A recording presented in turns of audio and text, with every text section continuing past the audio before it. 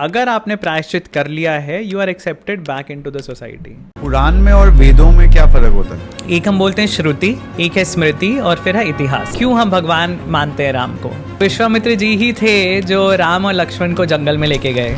अगर विश्वामित्र जी अयोध्या आते ही नहीं, कोई चांस ही नहीं था कि राम और लक्ष्मण मिथिला तक पहुंचते। जैसे योग वशिष्ठ में मैंने कहा, तो उसमें एक ड्रीम के अंदर ही पूरी की पूरी जर्नीज कर लेते हैं लोग, एक अलग लाइफ जी लेते हैं। ड्रीम्स हमें एक ऑल्टरनेटिव रियलिटी में ले जाती है। और भरत वो राजा है जिनके नाम पे हमारी कंट्री का नाम भारत रखा गया है, जिनकी कहानी अनफॉर्चुनेटली हमें बताई ही नहीं जाती। कल्कि इज द फाइनल अवतार विच कुड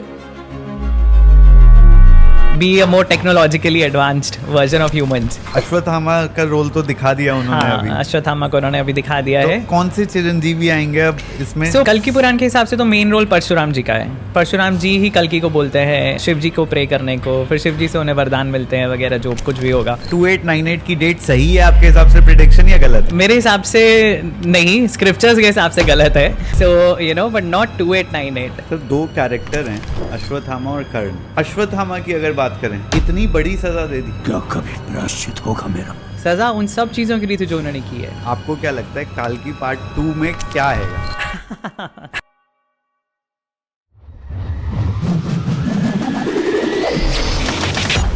कि ये आपने पढ़ना कहाँ से स्टार्ट करा? ये वैदिक नॉलेज पुराणों के बारे में ये इंटरेस्ट कैसे आया? आप तो मेडिकल लाइन से हो, फार्मा लाइन से हो, एक तरीके से you have a full fledged corporate career. Where did this curiosity start? कहाँ से शुरू कब हुआ ये? सो तरुण, आई थिंक क्यूरियोसिटी तो बचपन से ही शुरू हो गई थी। बचपन में ही मैंने अमर चित्रकथा कॉमिक्स पढ़नी शुरू की थी। सो वो आई थिंक एक बहुत बड़ा फैक्टर बना। रीडिंग में भी मेरी हेल्प हुई उससे, और दूसरा जो इंटरेस्ट बना हमारे स्क्रिप्चर्स में, हमारी कहानियों में, पुराणों में, महाभारत, रामायण, वो सारी कहानियाँ अमर चित्रकथाओं में बहुत ही खूबसूरती से बताई हुई हैं। सो वहाँ से आई थिंक मेरा फाउंडेशन बना पढ़ने का। और तो आपका कोई फैमिली में भी लोग पढ़ते थे? बिल्कुल मैं हमारी पूरी फैमिली में ही सब स्कॉलर्स भरे हुए हैं। सो मेरे दादाजी एक्चुअली हेडमास्टर थे एक स्कूल के। सो उनको शुरू से ही बहुत शौक था, और वो तो पार्टीशन के टाइम में वो पढ़े हैं, बड़े हुए हैं, और उन्होंने बुक्स भी लिखी थी हिस्ट्री ज्योग्राफी पे इंडिया की। और उनका एक बहुत इन्फ्लुएंस डेफिनेटली था सब पे, उनके अपने बच्चों पे, मेरे पिताजी पे, और उनके जो भाई बहन थे सब पे। So all of them became very well read, groomed, सब प्रोफेशनल्स हैं, और सब अलग अलग फील्ड्स में उन्होंने अपनी महारत हासिल की। So my dad became a doctor, surgeon, और उनका भी शुरू से हमें एक इंस्पिरेशन रहता था पढ़ाई करने के लिए, पढ़ने के लिए। तो फॉर्चुनेटली यू नो, काफ़ी पेरेंट्स, जैसे अभी हम देखते हैं कि काफ़ी पेरेंट्स अपने बच्चों को पुश करते हैं स्टडीज़ के लिए। But studies does not just mean आपका स्कूल का करिकुलम, उसके अलावा भी बहुत चीज़ें हैं दुनिया में सीखने के लिए, राइट?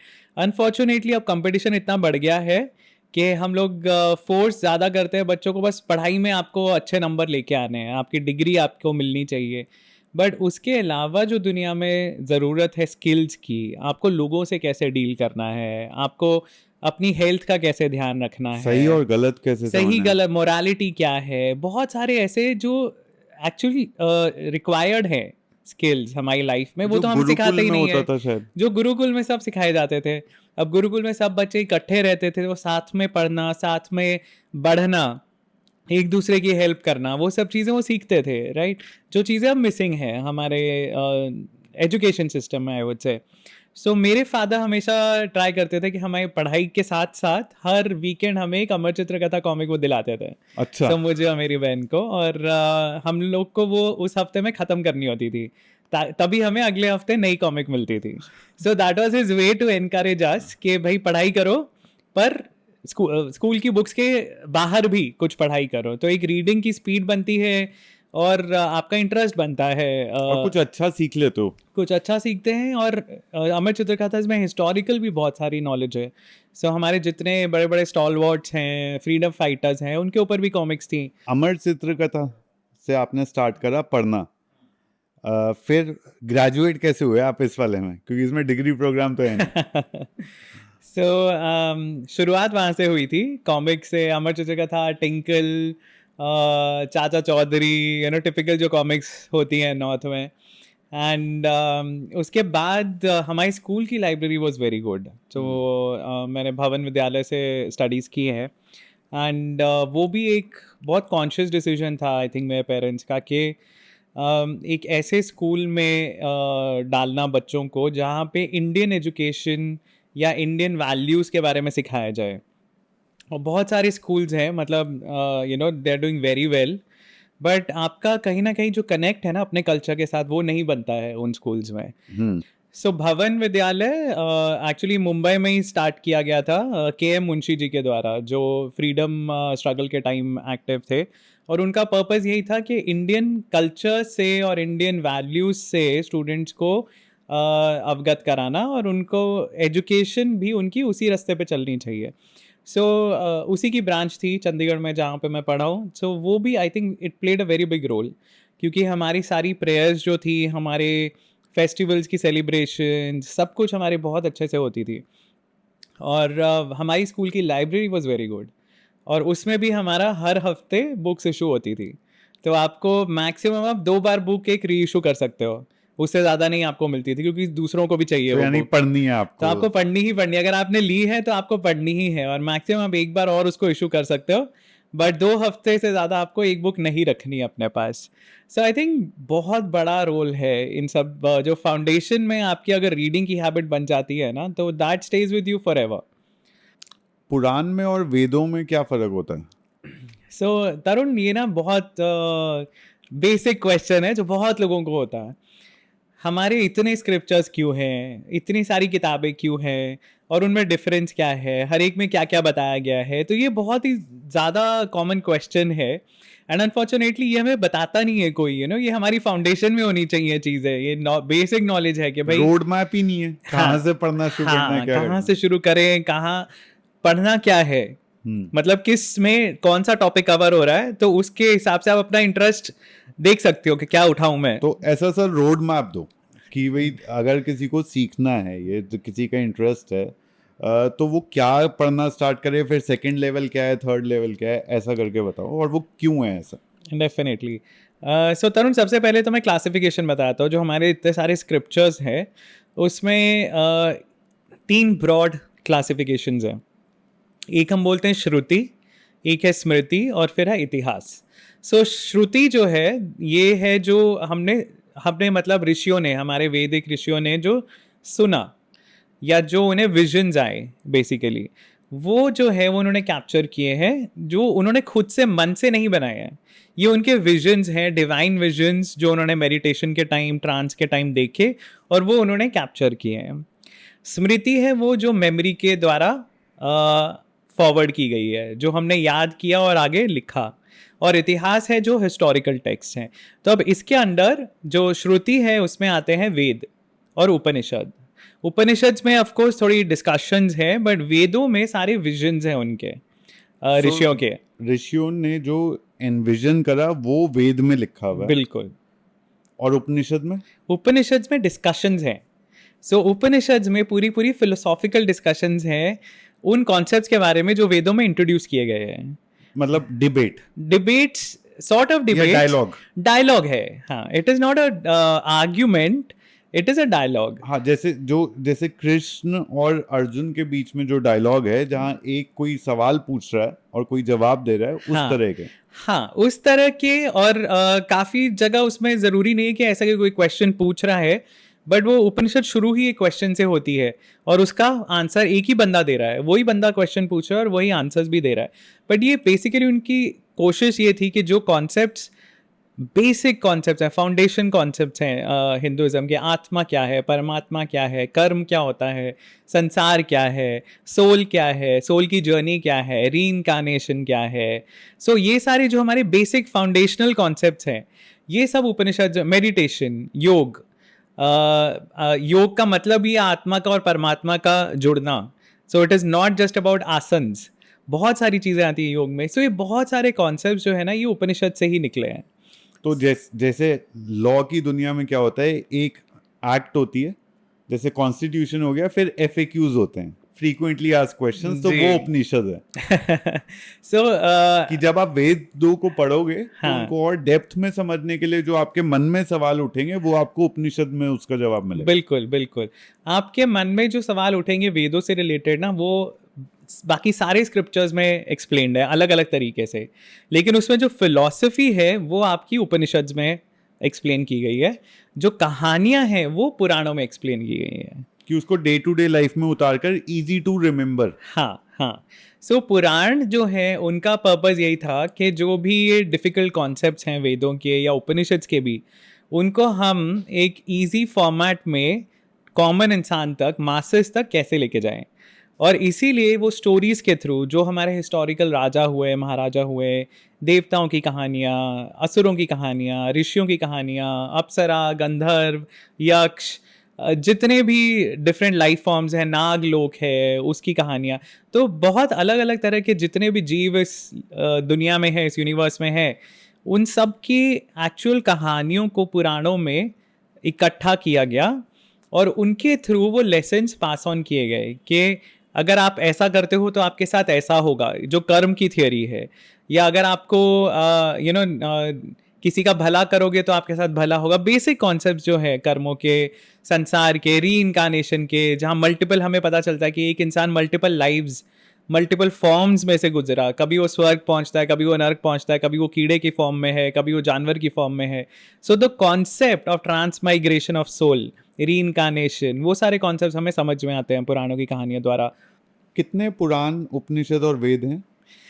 देखिए, वेद ओरिजिनली एक ही वेद था जिसको डिवाइड किया गया वेद व्यास जी द्वारा टू मेक इट सिंपलर। तो वो एक आर्टिफिशियल कलेक्शन बनाया है जिसमें एक सबसे जो ओल्डेस्ट कंपोनेंट है उसको हम ऋग्वेद कहते हैं।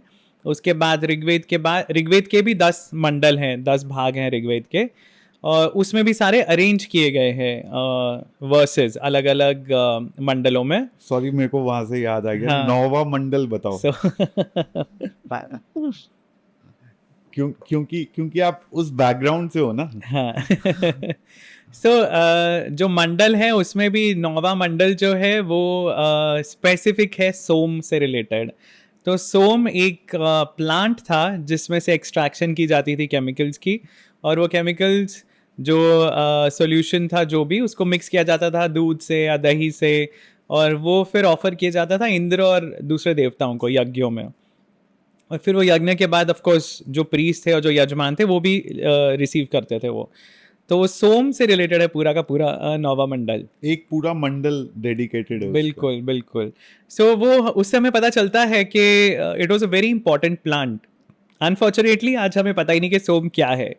सो ये जो एक पूरा डिस्कनेक्ट आ गया है ना, अनफॉर्चुनेटली, इसके कारण हमें अपनी वैल्यू ही नहीं पता उन सब चीज़ों की जो उन स्क्रिप्चर्स में दी गई हैं। अब जैसे मैंने कहा सरस्वती की कहानी है, हमें पता ही नहीं, हमने पढ़ा ही नहीं, तो हम उसका सेंस ही नहीं बना सकते कि क्या है, उससे हमें क्या बताने की कोशिश की जा रही है। सो वेदों में ये सबसे पहले ये 10 मंडल आते हैं, उसके बाद मतलब ऋग्वेद में आते हैं ये, फिर ऋग्वेद, अथर्ववेद, यजुर्वेद और सामवेद, 4 अलग अलग डिविजन्स हैं वेदों में भी, जिसमें से Atharvaveda is the most recent.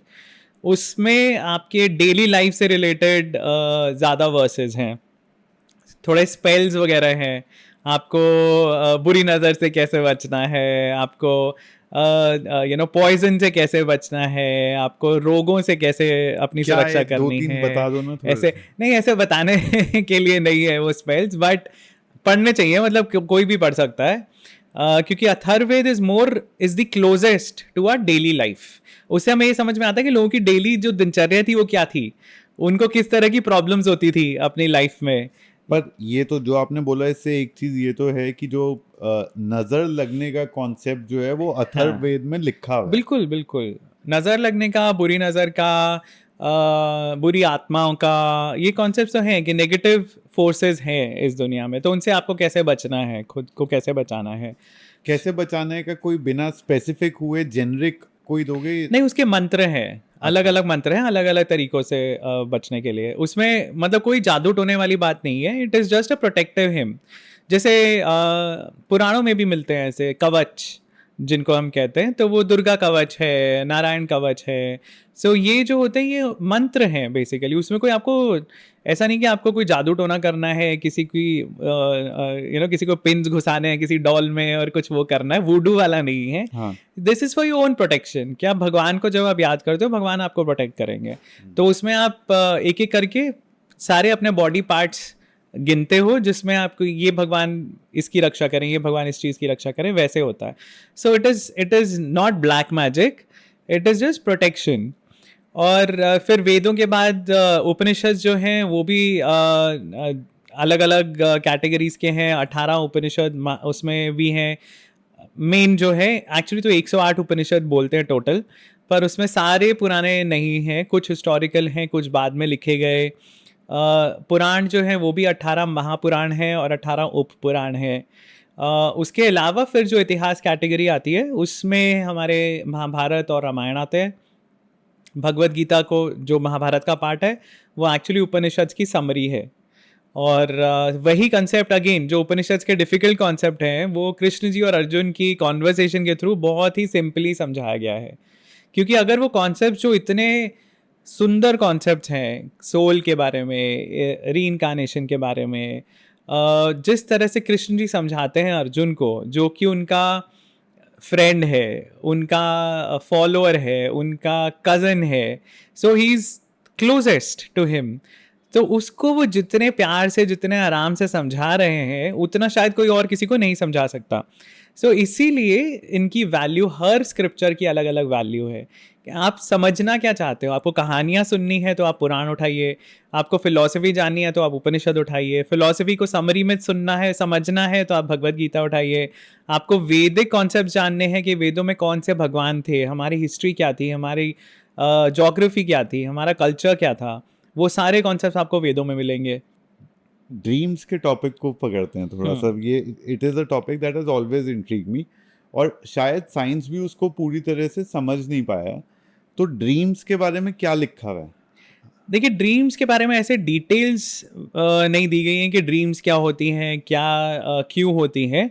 But जो हमें समझ में आता है ड्रीम्स का एनालिसिस जो भी स्टोरीज में है, जैसे योग वशिष्ठ में मैंने कहा, तो उसमें एक ड्रीम के अंदर ही पूरी की पूरी जर्नीज कर लेते हैं लोग, एक अलग लाइफ जी लेते हैं। सो उससे हमें समझ में आता है कि ड्रीम्स हमें एक ऑल्टरनेटिव रियलिटी में ले जाती है। अब इसको अगर मैं थोड़े से इलॉन मस्क के सिमुलेशन थ्योरी के बारे में क्योंकि वो बात करते हैं, जब मैं उससे जोड़ करके अगर देखूं, तो सिमुलेशन थ्योरी और ये योग वशिष्ठ ने जो लिखा है उसमें क्या कोरिलेशन है? उसमें देखिए, कोरिलेशन हम बना सकते हैं, हम ढूंढ सकते हैं, पर जब योग वशिष्ठ लिखी गई थी, ऑफ कोर्स ये तो बहुत ही पुरानी एक आप अपना टेक अवे बताओ। हाँ, सो उसमें जो जैसे मैंने कहा कि हम सिमुलेशन में हम बिलीव करते हैं कि हमें फीड किया जा रहा है कुछ, राइट, एक reality, and it is the world is not real maybe, you know. So जब आप ड्रीम स्टेट में हो, आपके लिए वही एक रियलिटी है। जब आप एक सपना देख रहे हैं, आपको सच में वो फील होती है, राइट, आपकी बॉडी भी जग कर रही है, आपको पता, आपको लग भी रहा, आपको वो फीलिंग्स भी आ रही हैं, खुशी की, दुख की। अब जब आप उठते हो नींद से, तब इमीडिएटली आपका वही विचार होता है जो ड्रीम में आए होते हैं। सो हुज टू से कि दैट इज नॉट रियल? वैसा होता है, आपका मूड भी वैसा होता है, तो हुज टू से कि that is not real? Dream में जब आप हो, वो ही आपकी रियलिटी है।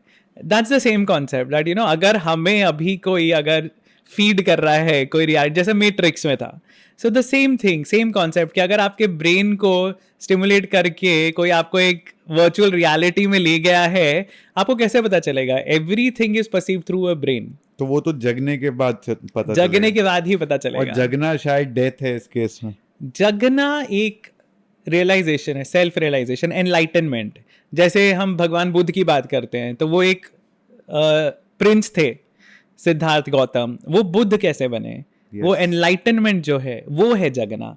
तो जरूरी नहीं कि आपको जगने के लिए मरना ही पड़ेगा, आप जीते, that is the beauty of the scriptures, कि जीते हुए इसी जिंदगी में, इसी जीवन में आप कैसे जागृत करेंगे खुद को। जैसे हम बोलते हैं कुंडलिनी जागृत करना, आपका दिमाग खुलना, एनलाइटनमेंट, ये सारी चीजें जीते जी करनी है आपको। मरने की आप वेट मत करो।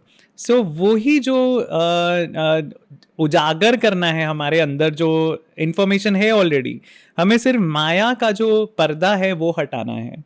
जो जिसमें मैट्रिक्स में बोलते थे free yourself from the matrix. Yes, बिल्कुल वही चीज है। And that's a very similar concept, माया का जो कॉन्सेप्ट है कि माया का पर्दा पूरा ढका हुआ है हमारे ऊपर। हमें क्यों अपने पिछले जन्म याद नहीं है? अब कैसे ऐसे कुछ कुछ इंस्टेंसेस होते हैं राइट, जब किसी बच्चे को वो बचपन में ही वो बातें करनी शुरू कर देता है अपनी पिछली लाइफ की। तो ऐसे इंसिडेंट्स हैं, रिकॉर्डेड हमने है। एक पॉडकास्ट करा था पास्ट लाइफ रिग्रेशन के ऊपर, that they have had a past life regression, which बिल्कुल। मींस कि ये प्रूव हो गया कि पास्ट लाइफ है, यस, एग्जिस्ट करती है। Yes yes. तो अब वो हमें क्यों याद नहीं रहती? क्योंकि माया का एक वेल है। अब हमारे ब्रेन को इतने स्टिमुलस मिल रहे हैं एवरी डे, अगर हम हर चीज याद करने लगे तो विल गो मैड राइट। तो हमारा ब्रेन फिल्टर करता है क्या इंपॉर्टेंट है क्या नहीं है। सारी चीजें स्टोर्ड है हमारे ब्रेन में, पर लेकिन जो चीज हमारे लिए ज्यादा रेलेवेंट है, ज्यादा इंपॉर्टेंट है, जिसके बारे में हम ज्यादा सोचते हैं, वो चीज प्रोमिनेंट रहती है हमारे दिमाग में। मेमोरीज में भी वही मेमोरी ज्यादा आपको जो जिसके बारे में आप ज्यादा सोचते हो वही आपके लिए स्ट्रांग होती जाती है मेमोरी। तो वो एक ब्रेन का फंक्शन है, वो हाइड कर रहा है जो चीजें रेलेवेंट नहीं है। तो उसी तरह माया जो है वो हमें अलाउ करती है इस वर्ल्ड में कंफर्टेबली जीने में without getting too much bothered in an everyday life. लेकिन वो माया का पर्दा हटाना is the goal of life, कि आपको अल्टीमेटली जागना है और जो असलियत है उससे आपको खुद को अवगत कराना है। सर इस पूरे माया का जो सूत्र साइंटिफिकली बोला जाता है वो बिग बैंग बोला जाता है, कि big bang was the first instance when everything started, right. और वो everything is essentially जो आगे जाकर के ये माया जाल बना या ये दुनिया बनी। हमारे स्क्रिप्चर्स में ओरिजिनेशन ऑफ लाइफ के बारे में क्या बोला गया है? बिग बैंग थ्योरी आपको लगता है कि सही है कि नहीं सही लगती है? सो साइंटिफिकली तो अभी तक और कोई ऐसा मॉडल आया नहीं है जो एक्सप्लेन कर सके। और क्योंकि यूनिवर्स की जब हम ऑब्जर्वेशंस देखते हैं साइंटिफिकली तो यूनिवर्स एक्सपैंड कर रहा है।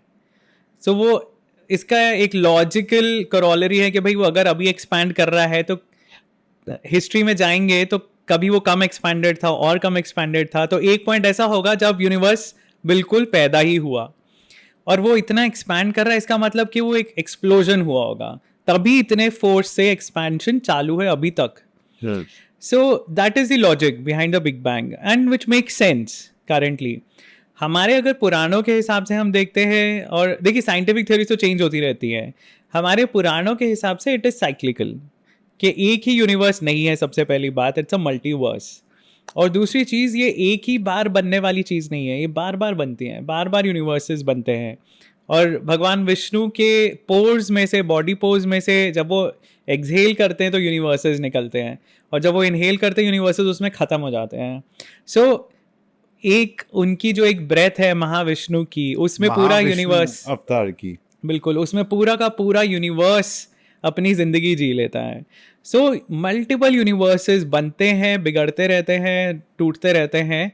और हमारे जो पुराण है उनके हिसाब से, हमारे जो तंत्र हैं उनके हिसाब से, ये तो एक साइक्लिकल प्रोसेस है और ये चलता रहेगा। तो लाइफ की भी जो, अब साइंस बोलता है कि इतने 1000 साल पहले लाइफ शुरू हुई, अब हमारी अर्थ की लाइफ 4.5 बिलियन ईयर्स बताते हैं साइंटिफिकली।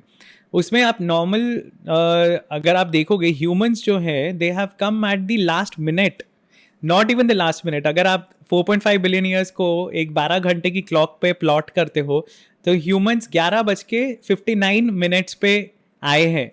सिविलाइजेशन बोला जाता है 8000 BC, 8 to 10,000 BC is when civilization came in. Yes. तो which means कि हमारे साइंटिफिकली अगर देखें तो हम 12-13 हजार साल की बात कर रहे हैं टोटल, जी, आउट ऑफ 4.5 बिलियन। बिल्कुल बिल्कुल।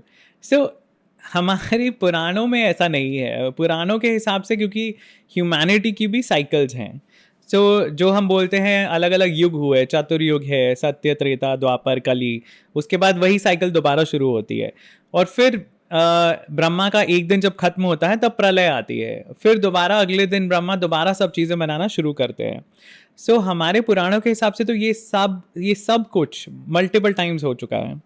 तो एवोल्यूशन ज़रूरी नहीं है कि एवोल्यूशन को हम गलत बताएं, एवोल्यूशन भी होगी ऑफ कोर्स, और हमें पता भी चलता है, जैसे दशावतार का जो कॉन्सेप्ट है उससे हमें क्लियरली पता चलता है कि एवोल्यूशन का जो प्रिंसिपल है वही बताने की कोशिश की गई है। सो मत्स्य पुराण, मत्स्य अवतार, मत्स्य अवतार है जो एक्वेटिक थे, फिर कूर्म अवतार आते हैं उसके बाद जो एक एम्फीबियन है, उसके बाद वराह अवतार है जो एक टेरेस्ट्रियल एनिमल है, उसके बाद नरसिम्हा जो हाफ ह्यूमन है हाफ एनिमल है, उसके बाद वामन अवतार आते हैं जो एक प्रिमिटिव ह्यूमन है, राइट, मतलब जैसे पिग्मीज होते थे। उसके बाद आते हैं परशुराम जो कि जंगल ड्वेलिंग है, फॉरेस्ट ड्वेलिंग है, और एंगर है। हाँ एंगर भी है ऑफ कोर्स, और वो जो टूल्स यूज कर रहे हैं, यू नो, एक एक्स हमेशा उनके पास है, बो एंड एरो है, जो लाइफ दिखाई है वो एक, मतलब उनसे सिंबलाइज जो होती है वो है एक थोड़ा प्रिमिटिव मोड ऑफ लाइफ। और फिर परशुराम जी के बाद राम जी आते हैं, तो जो एक प्रिंस है, यू नो, सोसाइटी सिविलाइजेशन आ चुकी है। फिर कृष्ण जी दिखाए हैं जो स्वयं भगवान जिनको माना जाता है। फिर उसके बाद जो जर्नी है दैट, यू नो, वो तो भगवान है, but as a human what is your next step, आपको अपनी रियलाइजेशन करनी है, सोल की रियलाइजेशन करनी है, जो बुद्ध अवतार में आती है। एंड कल्कि इज द फाइनल अवतार which could be a more technologically advanced version of humans. So evolution का कॉन्सेप्ट है, ये सारी चीज़ें जो है हमें बताई जाती हैं। सो डेफिनेटली हमारे ऋषियों को पता था। तो ये नहीं हो सकता कि हमारी करंट जो साइंटिफिक थियोरीज हैं उसके बिल्कुल अगेंस्ट हैं हमारी टीचिंग्स। वैसा नहीं है, काफ़ी लोगों को ये लगता है, पर वैसा नहीं है। जब आप पढ़ते हो आपको रियलाइज होता है कि वो कॉन्सेप्ट्स मिलते हैं हमारे पुराणों में, बट हमारे पुराणों के हिसाब से ये सब चीज़ें मल्टीपल टाइम्स हुई हैं। ये पहली बार नहीं है कि ये हो रहा है, क्योंकि साइक्लिकल लाइफ है, प्रलय के बाद दोबारा लाइफ शुरू होती है, तब बार बार ये चीज़ें होती हैं। इतनी डीप हिंदू नॉलेज के हिसाब से आपको क्या लगता है काल्की पार्ट 2 में क्या आएगा? अब देखिए, मूवी में तो कहना मुश्किल है, बट आई होप कि कल्कि का जन्म हो जाए एटलीस्ट, क्योंकि that is the whole franchise about, और 3 मूवीज अगर है तो सेकंड मूवी में तो उनका जन्म होना ज़रूरी है। So I would definitely love to watch and see, you know, कैसे वो कल्कि को प्रोजेक्ट करेंगे और उनकी कौन सी वो एक्टिविटीज़ दिखाएंगे सेकेंड पार्ट में, क्योंकि थर्ड पार्ट में तो फिर अल्टीमेटली फाइनल वॉर होगा कल्कि और होपफुली कली के साथ, unless they have more movies plan in the future. पर सेकेंड मूवी में आई रियली वांट टू सी कि कल्कि का जन्म कैसे दिखाएंगे वो, और कल्कि की जर्नी कैसे दिखाएंगे, चाइल्डहुड, मतलब चाइल्डहुड, उनके ग्रोइंग अप ईयर्स, चिरंजीवी जो है इमॉर्टल्स, उनका क्या रोल होगा, परशुराम जी का क्या रोल होगा।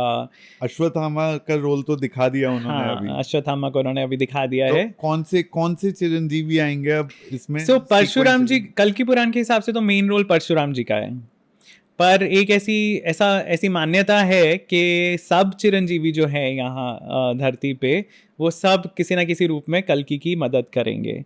बट मेन रोल जो है वो परशुराम जी का है, क्योंकि वही उन्हें सिखाएंगे, वही उन्हें ट्रेनिंग देंगे, मार्शल ट्रेनिंग, वैदिक नॉलेज, सब परशुराम जी ही उनको शिक्षा देंगे। और फिर परशुराम जी ही कल्कि को बोलते हैं शिव जी को प्रे करने को, फिर शिव जी से उन्हें वरदान मिलते हैं वगैरह, जो कुछ भी होगा। सो लेट्स सी क्या क्या आएगा उसमें। तो परशुराम का रोल किसको आएगा ना, ये कमेंट्स में गेस करके बताना, देखते हैं कौन सही गेस कर पाते हैं। तो पर आपके हिसाब से गिवन द करंट काल्कि 2870 2898 AD बोला गया है, आपके हिसाब से सही है, वो एक्यूरेट है वो? नहीं, मेरे हिसाब से नहीं, स्क्रिप्चर्स के हिसाब से गलत है। 4,32,000 ईयर्स का कलयुग है हमारे स्क्रिप्चर्स में, पुराणों में जो बताया गया है, तो उसके हिसाब से may be it is 4,2898, so you know, but not 2898। सो मेरे हिसाब से तो वो सही नहीं है, बट उनका कुछ लॉजिक होगा definitely, you know, which they haven't revealed yet. May be अगली मूवीज़ में पता चले कि क्या उन्होंने लॉजिक लगाया है उसमें। पर उन्होंने जो ये बताया है वो ये है कि 6,000 साल हो चुके हैं कलयुग के, विच इज़ करेक्ट, क्योंकि 2898 तक हो जाएंगे, क्योंकि कलयुग की शुरुआत 3102 BC में हुई थी। ये कंट्रोवर्शियल नहीं है थोड़ा, मैं बताता हूँ क्यों। इस्कॉन में कई जगह पे ये कहा जाता है कि अभी तो कलयुग, इस्कॉन बोलना गलत होगा शायद, लेकिन कहीं ऐसे लोग ये बोलते हैं कि अभी कलयुग स्टार्ट हुआ ही नहीं है, क्योंकि आप देखो, आप तो अपने चारों तरफ आप पूजा भक्ति भाव चल रहा है, तो ये कलयुग हो ही कैसे नहीं सकता नहीं है? नहीं, ये कई ऐसे लोग हैं जो ये बोलते हैं कि कलयुग खत्म हो निकल कर चुका है, हाँ, और अब जो है द्वापर चल रहा वापस है। से सतयुग। सतयुग शुरू है। दूसरी भी एक फिलॉसफी है कि असेंडिंग डिसेंडिंग युगों की, जिसमें सतयुग के बाद वापस द्वापर, सतयुग की जगह द्वापर आ रहा है कलयुग के बाद। हाँ, वो तो भी एक फिलॉसफी है, बट ये बिल्कुल भी सही नहीं, इसमें से कुछ भी सही नहीं है। स्क्रिप्चर्स में जो हमें क्लियरली बताया जाता है, सतयुग त्रेता द्वापर कली, फिर दोबारा सतयुग त्रेता द्वापर कली, वैसे चलता है, पहली चीज।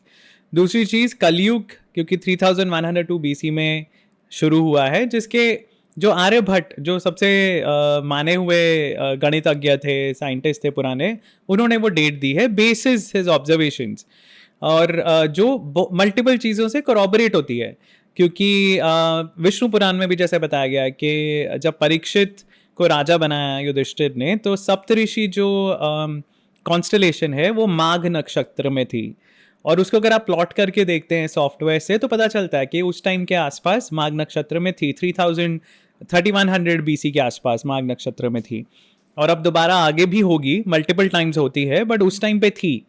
कौन से उसमें ये? माघ नक्षत्र में, ये माघ विष्णु नक्षत्र। पुराण में। ओके। सो मल्टीपल जगह बताया गया है। सो उसके अलावा एक राजा थे पुलकेशिन, पुलकेशिन टू, उनकी एक प्रशस्ति पे भी लिखा हुआ है एक इंस्क्रिप्शन में कि वो जो साल चल रहा है वो कली वॉर के बाद कौन सा साल चल रहा है, उसकी कैलकुलेशन के हिसाब से भी 3102 BC आता है, महाभारत का, महाभारत वॉर का। सो ये तो क्लियर है कि उसके आसपास ही वो महाभारत वॉर के अबाउट 36 ईयर्स बाद कलयुग शुरू हुआ था। सो उसी ड्यूरेशन में कलयुग शुरू हुआ है। अगर हम मानते हैं कि कलयुग सिर्फ 1200 साल का था तो ख़त्म हो चुका है, लेकिन क्लियरली हमारे आसपास अगर आप देखते हो पूजा पाठ चल रहा है, हाँ, बट कलयुग डेफिनेटली है। आप देखिए क्या क्या हो रहा है दुनिया में। ये सतयुग तो डेफिनेटली नहीं है, क्योंकि Correct. सतयुग में तो धर्म के चारों पैर होते हैं, चारों पैरों पे खड़ा होता है धर्म। कलयुग में ही धर्म का एक ही पैर है, ये धर्म का एक ही पैर है जो आपको दिख रहा है। सो धर्म पूरी तरह विनाश नहीं होता है कलयुग में। हाँ, कलयुग जैसे जैसे बढ़ेगा वैसे वैसे धर्म दबता जाएगा, और तब कली जो है, कली का पूरा रूल जब फैल जाएगा तब कल की प्रकट होंगे। सो इनफैक्ट भागवत पुराण में या दूसरे भी एक दो और स्क्रिप्चर्स में भी ये मेंशन है कि शुरू के जो 10,000 साल हैं कलयुग के, ये गोल्डन पीरियड है, जिसमें भगवान का नाम लेने वाले लोग हैं, डिवोटीज हैं। सो ये जो टाइम है 10,000 साल शुरू का कलयुग का, ये बेस्ट टाइम है डिवोटीज के लिए, इस माया जाल से निकलने के लिए, ताकि आगे का टाइम देखना ही ना पड़े। देखना ही ना पड़े। तो उसके बाद का जो टाइम है, तो धीरे धीरे ऑफ कोर्स जो हम देख रहे हैं दुनिया में हो रहा है, अब हमारे पड़ोसी देशों में ही हम देख रहे हैं कितना बुरा हाल हो रहा है। सो वही रियलिटी बन जाएगी आगे जाके। ये जो आपने नक्षत्रों वाली बात बताई ना, नासा का एक सॉफ्टवेयर है, मेरे को ध्यान नहीं आ रहा नाम, प्लानेटेरियम सॉफ्टवेयर, प्लानेटेरियम, एग्जैक्टली। उस सॉफ्टवेयर के हिसाब से रामायण में जो नक्षत्र बताए हुए हैं भगवान श्री राम के जन्म के, जी, वो 5112 BC में वो नक्षत्र बने थे। जी, बार बार बनते हैं जैसे आपने कहा, बिल्कुल। बट क्या ये हो सकता है कि रामायण 5112 BC में हुई है और उसके बाद जो है महाभारत 3100 BC में हुई है, जी, और अब हम उससे 5000 साल आगे बैठे हैं? हाँ, देखिए महाभारत का तो डेफिनेटली, क्योंकि मल्टीपल, जैसे मैंने कहा, इंस्क्रिप्शंस भी हैं जो वैलिडेट करते हैं वो डेट, ऑब्जर्वेशंस भी हैं, पर रामायण का आई डोंट एग्री। हाँ, वो डेट्स जरूर आती हैं, पर जैसा मैंने कहा वो डेट्स रिपीट होती हैं। हाँ, उससे पहले जब वो उसके repeat पहले की होती है, तो साइकिल वो बहुत पीछे चली जाती हाँ है। बहुत पीछे चली जाती है, पर हमारे पुराणों के हिसाब से वही डेट्स हैं, क्योंकि रामायण 24वें महायुग में हुई थी, 28वें महायुग में नहीं। अगर हम 28वें महायुग की बात करते तो शायद वो सही होता, पर वो 24वें महायुग में है तो वो इतना क्लोज नहीं हो सकता। और एक महायुग कितना बड़ा होता है? सो अगर आप पुराणों की कैलकुलेशन के हिसाब से बात करें तो वो तो लाखों सालों की हम बात कर रहे हैं। सो वो तो डेफिनेटली ये 2000 साल का गैप तो है ही नहीं। करेक्ट। और 24वें महायुग और 28वें महायुग में 4 महायुगों का डिफरेंस है। So that is not possible. तो जैसा साइंटिफिकली एक प्रूवन फैक्ट है कि आइस एजेस आती हैं, राइट? जब आइस एज आती है बहुत सारी सिविलाइजेशंस ख़त्म हो जाती हैं, नई सिविलाइजेशन शुरू होती हैं। तो मेरे हिसाब से ये पिछले आइस एजेस के पहले की कहानियाँ हैं, जो वो कहानियाँ बची हैं हमारे तक, क्योंकि सप्तऋषि थे जिन्होंने नॉलेज पास ऑन की, उन्होंने बचा के रखी। सो ये सारे जो स्टोरीज़ हैं ये पुराने प्री आइस एज स्टोरीज़ हैं। और अब की जो हमारी कहानियाँ हैं 10,000 BC जो हम मानते हैं सिविलाइजेशन शुरू हुई, वो प्रेजेंट आइस एज के बाद का है, क्योंकि 10,000 BC के आसपास आइस एज ख़त्म हुई थी, और मतलब मेल्ट डाउन ख़त्म हुआ था, और फिर gradually human started building again. तो ये पहली बार नहीं है कि हमने सिविलाइजेशंस बनाई हैं, पर प्रेजेंट टाइम में ये क्लोजेस्ट है। हाँ, ये पहली बार है। ये आइस एज का जैसे आप बता रहे हो, क्लाइमेट चेंज के बारे में हमारे पुराणों में क्या लिखा हुआ है? क्योंकि ये तो साइक्लिकल है जी। सो क्लाइमेट चेंज तो नहीं, पर प्रलय बार बार ज़रूर मेंशन्ड है, राइट? कि हर एक फिक्स्ड इंटरवल के बाद प्रलय होती है। तो हमें पता है अर्थ की साइकिल्स हैं, जिसमें कूलिंग और वार्मिंग पीरियड्स होते हैं।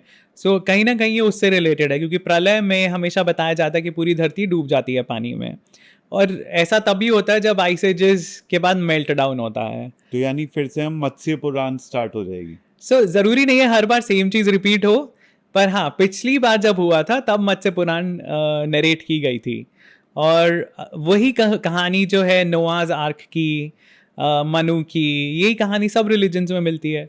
सो कहीं ना कहीं इसमें डेफिनेटली कोई सच्चाई होगी। ये सब कहानियाँ अलग अलग रिलीजन्स में, अलग अलग क्षेत्रों में, अलग अलग कंट्रीज़ में कैसे हैं, जिनका कोई कांटेक्ट भी नहीं था, और कांटेक्ट अगर हो भी तो भी वो स्टोरी सबने रिटेन की, दैट मीन्स उसमें कहीं ना कहीं कुछ सच तो है।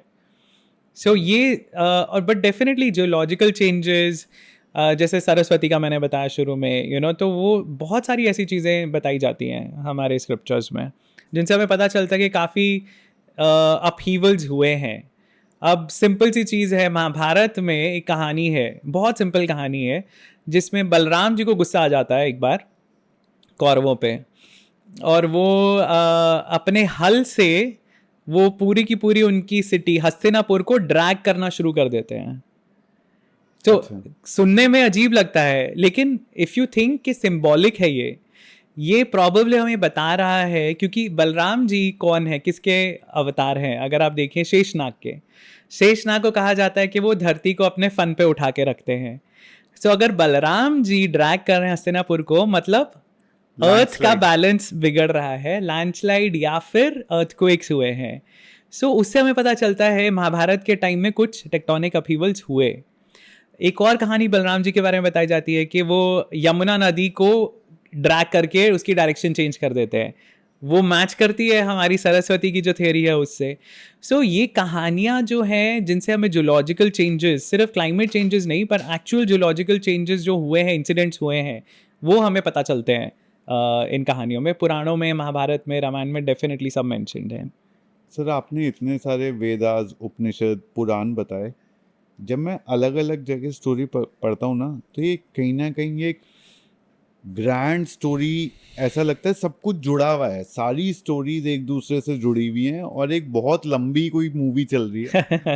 क्योंकि you can always find a back reference, और बैक रेफरेंस का बैक रेफरेंस होता है, और उसका भी बैक रेफरेंस होता है। वो करते करते हमेशा विष्णु भगवान तक पहुंच जाता है। बिल्कुल। और वो महाविष्णु अवतार जो आपने बोला था, जो बिल्कुल पोर्स से जिनके यूनिवर्सेस निकलते हैं, वहां तक पहुंच जाता है कहीं पर। जी।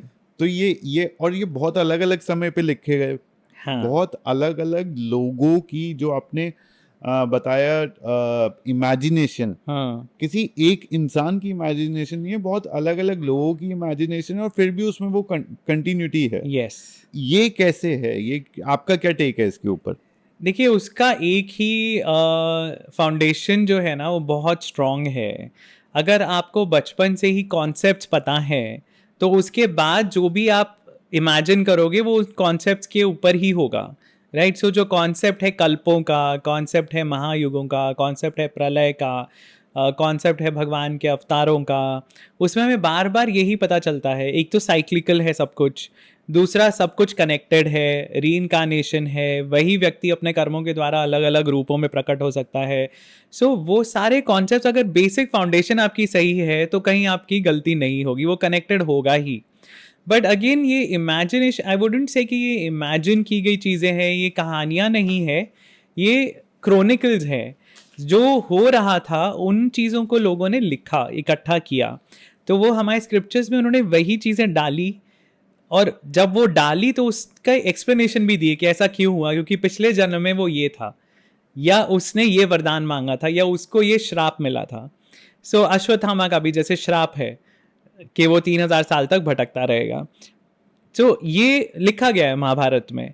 सो हमें पता है, तो इसलिए अब उस कहानी को कोई यूज करके मूवी बना रहा है तो वो कंटिन्यूटी बनी रहेगी, अगर आप बेसिक कॉन्सेप्ट में मिस्टेक नहीं कर रहे हो तो. भगवान शिव का जो कॉन्सेप्ट है वो समझ पाना पूरी तरह से, हालांकि मैंने बहुत कोशिश करी उसको पूरी तरह से समझ पाने की, लेकिन मैं नहीं समझ पाया जी. सिर्फ कॉन्सेप्चुअलाइज ही करना शिवा को अपने आप में बहुत मुश्किल टास्क मुझे लगता है जी. पर हाँ, एक फीलिंग होती है हमेशा अंदर से कि हाँ this is what I relate to, but उसको उसकी पूरी इंटायरिटी में समझ पाना बहुत मुश्किल है.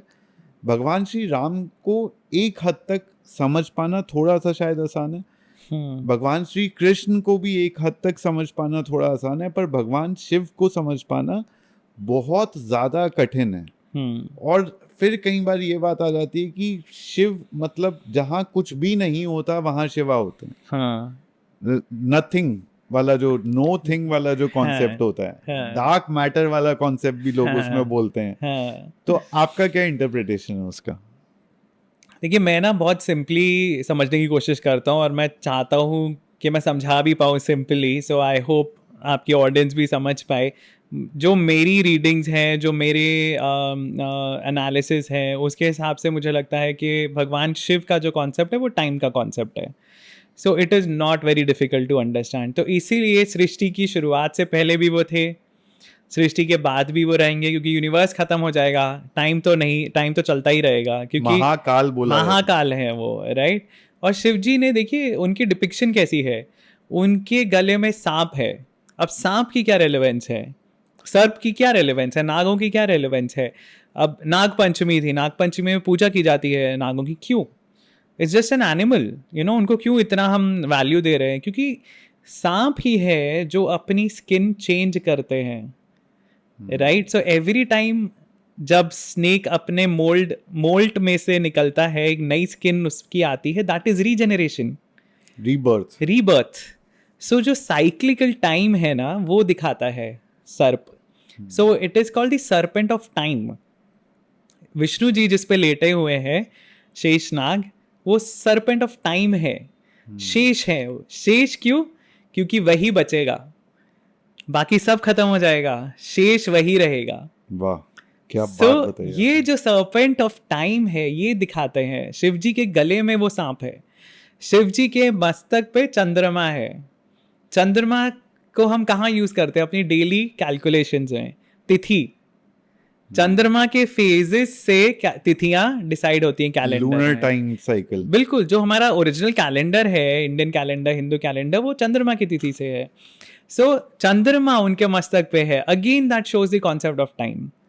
सो जितनी तरह से आप देखेंगे, और फिर शिव जी के इतने रूप क्यों हैं, जिसमें एक रूप अच्छा है, एक रूप बहुत डिस्ट्रक्टिव है, रुद्र वाला.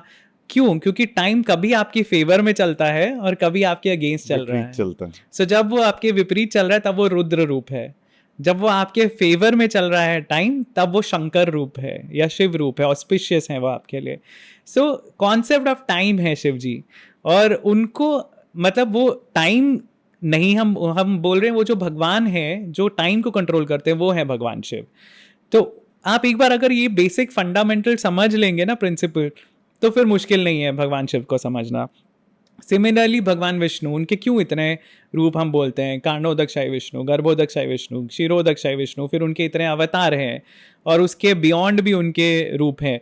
सो विष्णु जी स्पेस का कॉन्सेप्ट दर्शाते हैं. विश्व में जो फैले हुए हैं, उनका कलर ब्लू है या उनका कलर डार्क दिखाया जाता है, जो स्पेस का कलर है, स्काई का कलर है.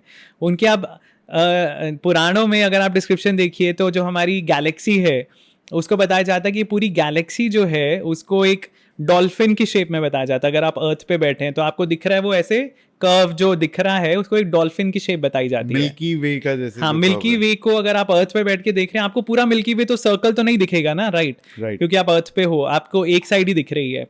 तो आपको वो कर्व जो दिख रहा है उसको डॉल्फिन की तरह, जिसको हिंदी में शिशुमार, संस्कृत में शिशुमार बोलते हैं, तो वो शिशुमार जो है उसको बताया जाता है कि ये भगवान विष्णु की बॉडी है। तो again that is showing us the concept of space, right. कि ये स्पेस में वो जो तारे हैं वो उनके अलग अलग अलग बॉडी पार्ट्स बताए जाते हैं। सो ये सारे जो कॉन्सेप्ट्स हैं ना, ये हमें बहुत ही डीप फिलोसॉफिकल कॉन्सेप्ट्स बताने के लिए कहानियां बताई जाती हैं। लोग उन्हीं में कहानियों में अटक जाते हैं कि अरे नहीं, पर शिव जी ने ऐसा किया, विष्णु जी ने ऐसा किया, पर आप कॉन्सेप्ट नहीं समझ रहे हो उसके पीछे। तो वो शिव जी, विष्णु जी, शक्ति, जो एनर्जी है, इस पूरे दुनिया में जो कुछ हो रहा है वो एनर्जी के कारण हो रहा है। एनर्जी के ही मल्टीपल फॉर्म्स हैं। आप काइनेटिक एनर्जी की बात करते हो, पोटेंशियल एनर्जी की बात करते हो, you know there so many different ways, radiations की आप बात करते हो, एनर्जी टर्निंग इनटू मैटर। तो Shakti is the origin of matter. So पूरी इस दुनिया की उत्पत्ति ही शक्ति से हुई, पहले तो सिर्फ एनर्जी ही थी। सो अलग अलग तरीकों से इन कॉन्सेप्ट्स को समझा जा सकता है, पर हमें बेसिक अगर फाउंडेशन, उसका प्रिंसिपल जो है वो समझ में आ जाए, फिर कोई मुश्किल नहीं है कहानियों समझने में। क्योंकि क्यों नव दुर्गा है, 10 महाविद्या है, सप्त मातृका है, जितने फॉर्म्स देवी के बताए जाते हैं उतने तो किसी भी भगवान के नहीं बताए जाते। क्यों? क्योंकि energy is in multiple forms. Energy ही है जो कभी खत्म नहीं होती। Energy is never destroyed, It is only changes converts. form. Yes. It only changes form. इसीलिए it has multiple forms. So these are the concepts, basic concepts समझने के। तो यानी एक विनीत, ऐसा नहीं लगता सुनकर के कि एक ऐसी एंशिएंट लॉस्ट नॉलेज और सिविलाइजेशन थी जिसको इन सब चीज़ों की इतनी डेप्थ में समझ थी जो हमें शायद आज तक भी नहीं है। बिल्कुल बिल्कुल। हम तो अभी सरफेस भी हमने स्क्रैच नहीं किया है, हम अभी समझने की कोशिश कर रहे हैं। वो भी हमें पता नहीं कितनी हद तक हम समझ पाएंगे या नहीं। पर आप देखिए कि हज़ारों सालों से जो ये नॉलेज उन्होंने इकट्ठी करके उसे पास ऑन करने के लिए इतनी सुंदर स्टोरीज़ में ढाला, तो उनकी सोच कितनी ग्रैंड थी। उन्हें ये पता था कि हम लोग नहीं समझ पाएंगे टफ कॉन्सेप्ट्स, डिफ़िकल्ट कॉन्सेप्ट्स, उन्होंने कहानियों के फॉर्म में उसको ढाला। अब ये हमारे ऊपर है कि हम उन कहानियों के अंदर के प्रिंसिपल्स को ढूंढ पाते हैं या नहीं, हम वो कोशिश भी करेंगे या नहीं, हम वो किताबें खोल के भी देखेंगे या नहीं, क्योंकि वो नॉलेज हमारी बेनिफिट के लिए थी। अगर हम नहीं पढ़ रहे, उनका कोई नुकसान नहीं है, उनकी लाइफ हो चुकी है ख़त्म। वो ऋषि मुनि सब जिन्होंने ये कहानियाँ लिखी, वो हमें वो पास ऑन करके किताबों के फॉर्म में वो चले गए हैं। अब उनका कोई बेनिफिट नहीं है। अगर हम वो नॉलेज जानना चाहेंगे, वो एक्सप्लोर करेंगे, तो हमारे काम आएगी वो नॉलेज। सो ये it is on us to explore. ज्योतिष विद्या हमारे वेदों के हिसाब से कहाँ पर लिखी हुई है और ये सही है या नहीं है? ज्योतिष विद्या वेदों में कवर नहीं होती है एक्चुअली, अलग अलग टेक्स्ट्स हैं। सो एक टेक्स्ट है बृहद संहिता। बृहद मीन्स एक्सपैंडेड, संहिता इज अ कलेक्शन।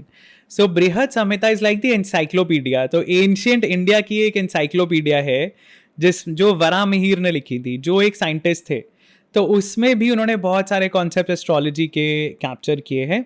पर कहीं ना कहीं ये सब पुराणों में भी हमें पता चलता है, जो राहु और केतु की कहानी है, समुद्र मंथन की कहानी है, उससे रावण की कहानी है, रावण की कहानियां हैं, पर वो जो स्टोरीज हैं वो ज़्यादा पॉपुलर स्टोरीज है, वो वाल्मीकि रामायण में नहीं आती हैं एक्चुअली। पर जो समुद्र मंथन की कहानी है उससे हमें फर्स्ट इंडिकेशन मिलता है एक्लिप्सिस के बारे में, कि जो राहु राक्षस था उसकी गर्दन काट देते हैं विष्णु जी, पर उसने ऑलरेडी अमृत चख लिया होता है समुद्र मंथन के टाइम, तो उसका सर और धड़ दोनों अलग अलग जीवित रहते हैं, और इनको हम राहु और केतु कहते हैं। अब वाराहमिहिर की जो बृहद संहिता है उसमें उसने क्लियरली मेंशन किया है कि राहु और केतु किसी राक्षस का नाम नहीं है, ये किसी बॉडी का नाम नहीं है, ये सेलेस्टियल बॉडीज हैं।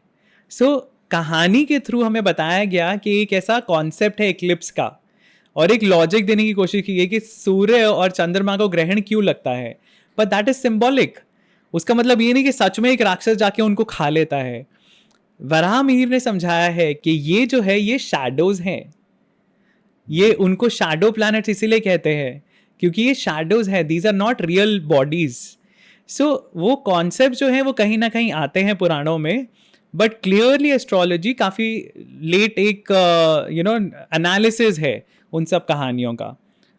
तो बृहद संहिता जो है वो शायद 6th सेंचुरी या 7th सेंचुरी में लिखी गई थी, पर ज्योतिष शास्त्र के जो कॉन्सेप्ट्स हैं वो उससे पुराने हैं और उनको इकट्ठा किया गया था बृहद संहिता में. पर देखा जाए तो जब इकट्ठा करा गया जी. तो जो मूल कैरेक्टर राहु का बताया गया बहुत पहले, हाँ आज भी वही बिल्कुल कैरेक्टर राहु का बताया बिल्कुल, जाता है. बिल्कुल. सिमिलरली शनि का या केतु का.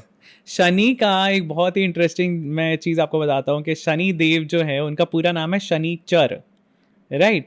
तो शनि एंड चर मतलब चलना, तो शनि इज स्लो मूविंग. तो जो हमारे नवग्रह हैं उसमें one of the slowest planets जो अर्थ से कंपैरिजन में सबसे स्लोएस्ट जो प्लैनेट्स हैं उसमें से एक है शनिचर.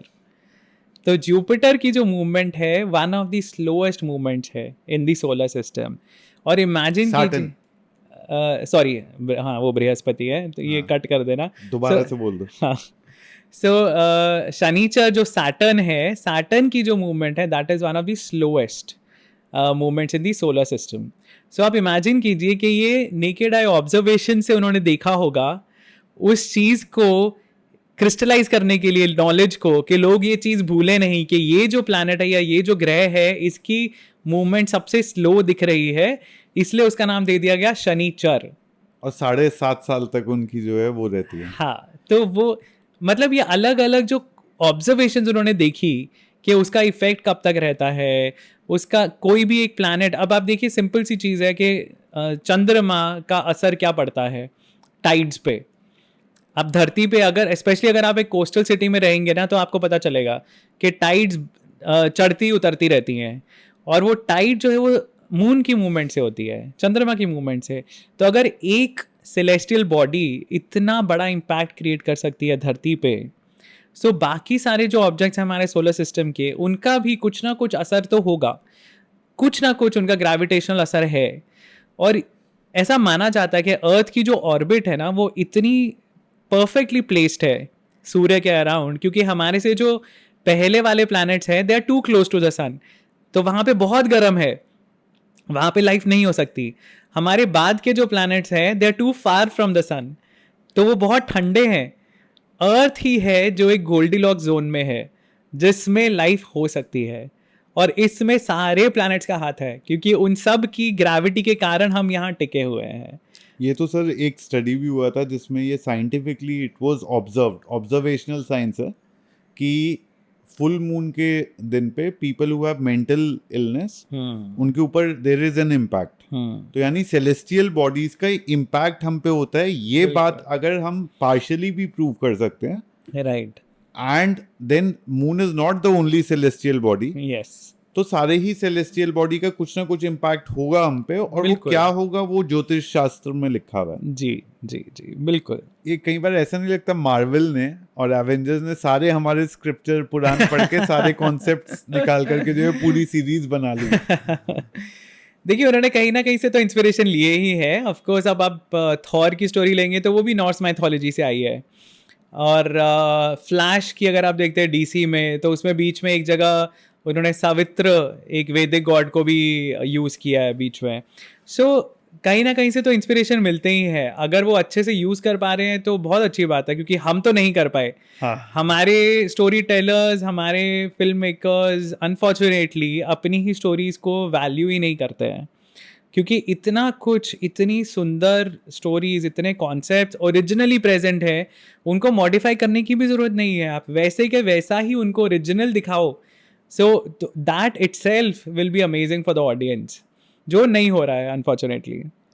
सर ये कई बार जैसे जब हम ये सारे कॉन्सेप्ट समझते हैं तो कई बार ऐसा लगता है कि हम बात कर रहे हैं शिव शक्ति की या विष्णु भगवान की या राम चंद्र भगवान की, मोर टू डिराइव इंस्पिरेशन, उनकी लाइफ से सीखने के लिए. जी. जैसा आपने भी बोला कि ये पुराणों में जो कहानियां हैं वो ज़्यादातर समझने के लिए हैं, अंडरलाइन कॉन्सेप्ट, कहानी में नहीं फंसना चाहिए हमें। बिल्कुल। दूसरी तरफ जब हम स्पिरिचुअलिटी के पाथ पे चलते हैं तो कहीं ना कहीं इन्हीं पुराणों में जो कैरेक्टर हैं उनके अंदर लीन होने की बात होती है। हाँ तो ये दोनों बातों में कि लीन होने का मतलब कि हम शिव में लीन होना चाहते हैं। अब जैसे आपने बताया कि शिव जो है वो टाइम जी। को डिनोट करते हैं, तो अब टाइम में लीन होना बहुत अजीब बात है, लेकिन हाँ। शिव में हम लीन हो सकते हैं। हाँ, तो ये कॉन्ट्रडिक्शन नहीं है दोनों बातों में थोड़ा सा? कंसेप्चुअली दोनों ही हमें एक ही चीज़ समझाती हैं, वो है हमें अपनी जो प्रेजेंट लाइफ है ना उससे ऊपर उठना है। तो चाहे आप उसको रियलिटी मान के उसमें से लेसन्स लेके आप उठिए, चाहे आप उसको फेथ मान के ये मानिए कि ये सही है इसलिए मैं ये कर रहा हूँ। आपका जो पर्पस है वो है भगवान से जुड़ना। मोक्ष। एक इंडिविजुअल सोल को, आत्मा को परमात्मा से जोड़ने का पर्पस करती हैं कहानियाँ। चाहे हम उसे सिंबॉलिक माने, चाहे हम उसको हिस्टोरिकल माने, बहुत लोग झगड़ा करते हैं उस पर कि ये हिस्ट्री नहीं है मैथोलॉजी है। दूसरा पूरा पक्ष बोलता है कि ये हर चीज़ हिस्ट्री है, कुछ भी मैथोलॉजी नहीं है। बट जो सच है वो दोनों के मिडिल में है, क्योंकि कुछ कहानियाँ हैं जिनको थोड़ा बढ़ा चढ़ा के बताया जाता है, which is done every time a story is told, क्योंकि आप उसमें थोड़ा फ्लेवर भरोगे तब वो स्टोरी आगे बढ़ पाएगी, आगे याद रहेगी। एक ड्राई साइंटिफिक फैक्ट को आप आगे पहुंचा नहीं सकते हो ज़्यादा जनरेशन्स तक। मल्टीपल जनरेशन्स तक वो कहानी पहुंचाने के लिए आपको उसको थोड़ा एक्सपैंड करना पड़ता है। माइथोलॉजी और हिस्ट्री का मिक्सचर होती हैं ये कहानियाँ। अब उसमें झगड़े की आई डोंट थिंक कोई ज़रूरत है, क्योंकि हर इंटेलेक्ट के हिसाब से, अब भगवान ने जैसे गीता में कहा है कि आपको कर्म योग करना है, भक्ति योग करना है, ज्ञान योग फॉलो करना है। आपका टेम्परामेंट क्या है, आपका आईक्यू क्या है, आपकी पर्सनालिटी टाइप क्या है। अगर आप एक टाइप पे पर्सनालिटी टाइप हो, आपसे सीधा आप बैठा ही नहीं जाता, आप बहुत एग्रेसिव टाइप के हो, तो कर्म योग कर लो। तो आप कर्म योग करो ना, constantly you are busy. Yes. और आप अपनी ड्यूटीज करते हुए भगवान को याद रखो, जो अर्जुन को बोला जो था अर्जुन को भगवान। उन्होंने बोला था। भगवान कृष्ण ने। तो वो उस तरह भी आप भगवान की उपासना कर सकते हो। अदरवाइज अगर जो जैसे मीराबाई ने किया, या तुलसीदास जी ने किया, या आंडाल ने किया, या मतलब जितने भी भक्त थे, संत ज्ञानेश्वर थे, इन सब ने भक्ति योग को फॉलो किया। उन्होंने सारे अपने कर्म छोड़ दिए कि सोसाइटी की तरफ मेरा क्या रोल है, मुझे क्या करना है, कुछ नहीं, जो कि बिल्कुल विपरीत था जो अर्जुन को कहा गया था उससे। तो वो भी बात सही है, पर आपका टेम्परामेंट क्या है, आपको क्या लगता है, आप किस चीज़ को फॉलो कर पाओगे, आपको वो फॉलो करनी है। और वो फॉलो करके आपके लिए मोक्ष के टुवर्ड्स पहुंचने का क्या रास्ता है। बिल्कुल, क्योंकि हर इंसान का रास्ता अलग है, वन साइज फिट्स ऑल नहीं है। हिंदुइज्म में सबसे बड़ी खूबसूरती यही है, सनातन धर्म में, कि हमारे स्क्रिप्चर्स कभी नहीं बोलते कि ये ही एक रास्ता है। मल्टीपल वेज हैं भगवान तक पहुंचने के, और जो आपके टेम्परामेंट को सूट करता है आप उस हिसाब से भगवान तक पहुंच सकते हो। और भगवद गीता में फिर वही चीज़ कृष्ण जी ने बोली कि हर इंसान मुझ तक ही आता है, कोई घूम के आएगा, कोई सीधा आएगा, पर जितने पाथ हैं अलग अलग, वो सब मुझ तक ही आते हैं। विष्णु भगवान के 10 अवतारों में से भगवान श्री कृष्ण का औहदा या उनको एक स्पेशल स्टेटस दिया जाता है, ऐसा क्यों है? उसके दो कारण हैं तरुण। एक तो कि भागवत पुराण के हिसाब से कृष्ण जी को ही सुप्रीम भगवान बताया गया है, और ऐसा कहा जाता है कि उनमें से फिर विष्णु फॉर्म्स निकलते हैं।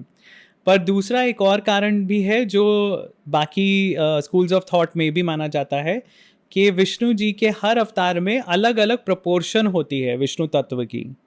तो हर अवतार प्योरली विष्णु नहीं होता।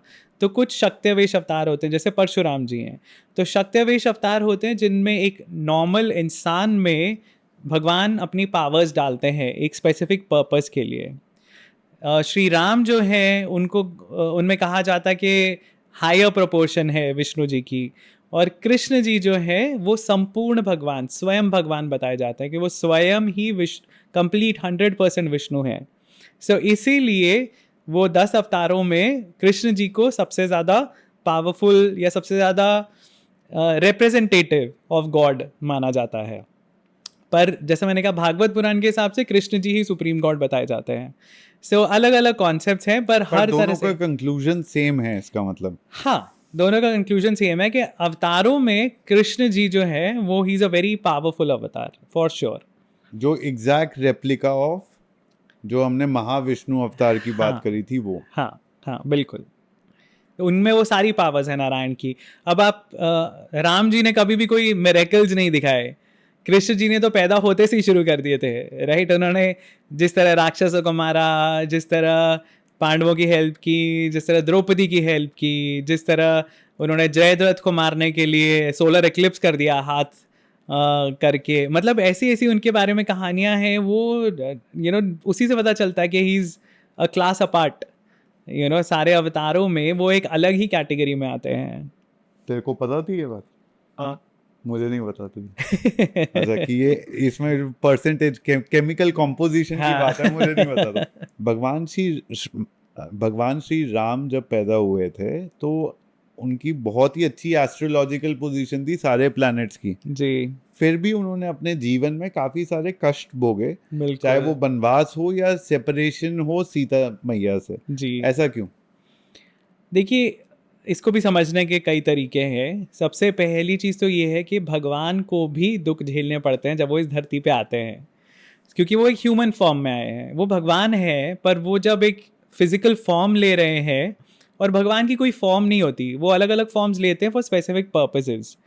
पर जब वो इस ह्यूमन फॉर्म में आए हैं तो इस ह्यूमन लिमिटेशन के अंदर रहते हुए उन्हें काम करने हैं सारे। तो अब हमारे सिचुएशन, हमारे सर्कमस्टांसेस, हमारे आसपास के लोग, जो भी घटनाएं हमारे अराउंड घट रही हैं, उसके बेसिस पे ही हमें काम करना है। उस सिचुएशन में भी आप कैसे खुद को हैंडल करते हो, आप कैसे उस सिचुएशन से डील करते हो, आप किस तरह साथ में लोगों को लेके चलते हो, वो सारी चीज़ें पता चलती हैं हमें भगवान राम के जीवन से। कि इतनी मुश्किल कंडीशन कि एक रात पहले जब आप युवराज हो, आपको अगले दिन राजा बनाया जाना है, और एक रात पहले आपको बताया जाता है कि भाई आपको कोई राजपाट नहीं मिल रहा है, आपको जंगल जाना है 14 साल के लिए।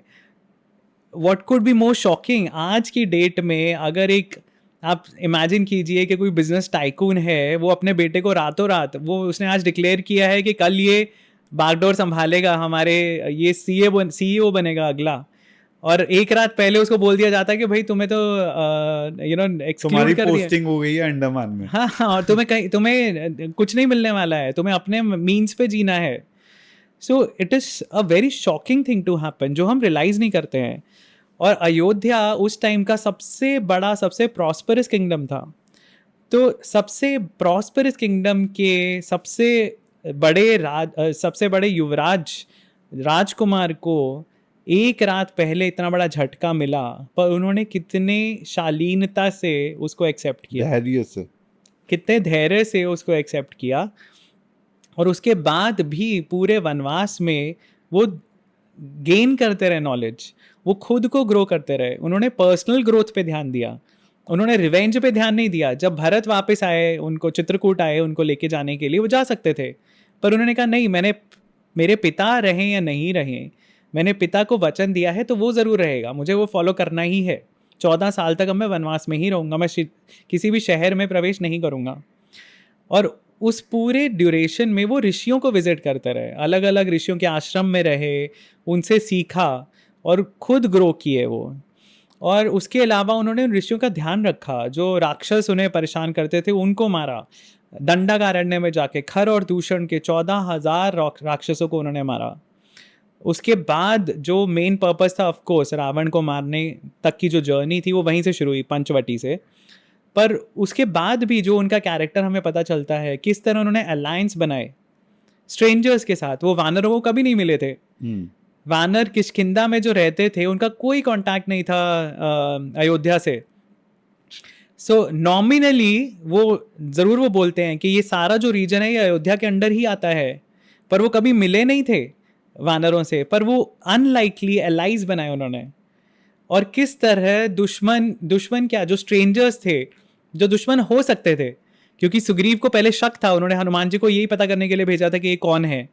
जो अब एक देखिए बहुत बड़ा बड़प्पन जो राम जी का वहाँ पता चलता है, वो वाली जो पावरफुल था, जो राजा था, उससे हाथ मिला सकते थे ना अगर वो सिर्फ अपना सोचते, पर उन्होंने धर्म का सोचा कि धर्म के हिसाब से वाली ने जो किया वो गलत है, तो सुग्रीव को राजा बनना चाहिए, उन्होंने सुग्रीव को सपोर्ट किया। अदरवाइज उनके लिए बहुत सिंपल था कि वाली जो रावण को हरा चुका है पहले, 3 ही लोग थे जिन्होंने रावण को हराया था, वाली, श्री राम और कार्तिवीर्य अर्जुन, जो परशुराम जी की स्टोरी में है। सो वाली ऑलरेडी एक बार रावण को हरा चुका है, तो वो वाली को सपोर्ट वाली का सपोर्ट लेते तो उनके लिए काम आसान था रावण को हराने का, पर उन्होंने वो नहीं किया, उन्होंने धर्म का साथ चुना। इतने सारे लेसन्स हैं उनकी स्टोरी में जो हमें बताते हैं कि ह्यूमन लाइफ में भी रहते हुए हम जिन जिन सिचुएशन से डील करते हैं उसमें हमें कैसे बिहेव करना है, इसीलिए वो मर्यादा पुरुषोत्तम है। और वाली का भी पुनर्जन्म बताया जाता है कृष्ण भगवान के समय पे। जी जी जी, पूरा कर दीजिए आप इसको। सो मतलब ये कहानी है, एक बिलीफ है कि वाली का पुनर्जन्म जो था, क्योंकि वाली को उन्होंने छुप के मारा था, तो वाली को वही मौका देने के लिए विष्णु जी उसको दोबारा जन्म देते हैं, जन्म उसको अलाउ करते हैं बदला लेने के लिए, कि जब वो कृष्ण रूप में आते हैं और तब वो द्वारका में बैठे हुए हैं और उनके पाँव को एक हंटर जो है वो हिरन का मुंह समझ के तीर मार देता है।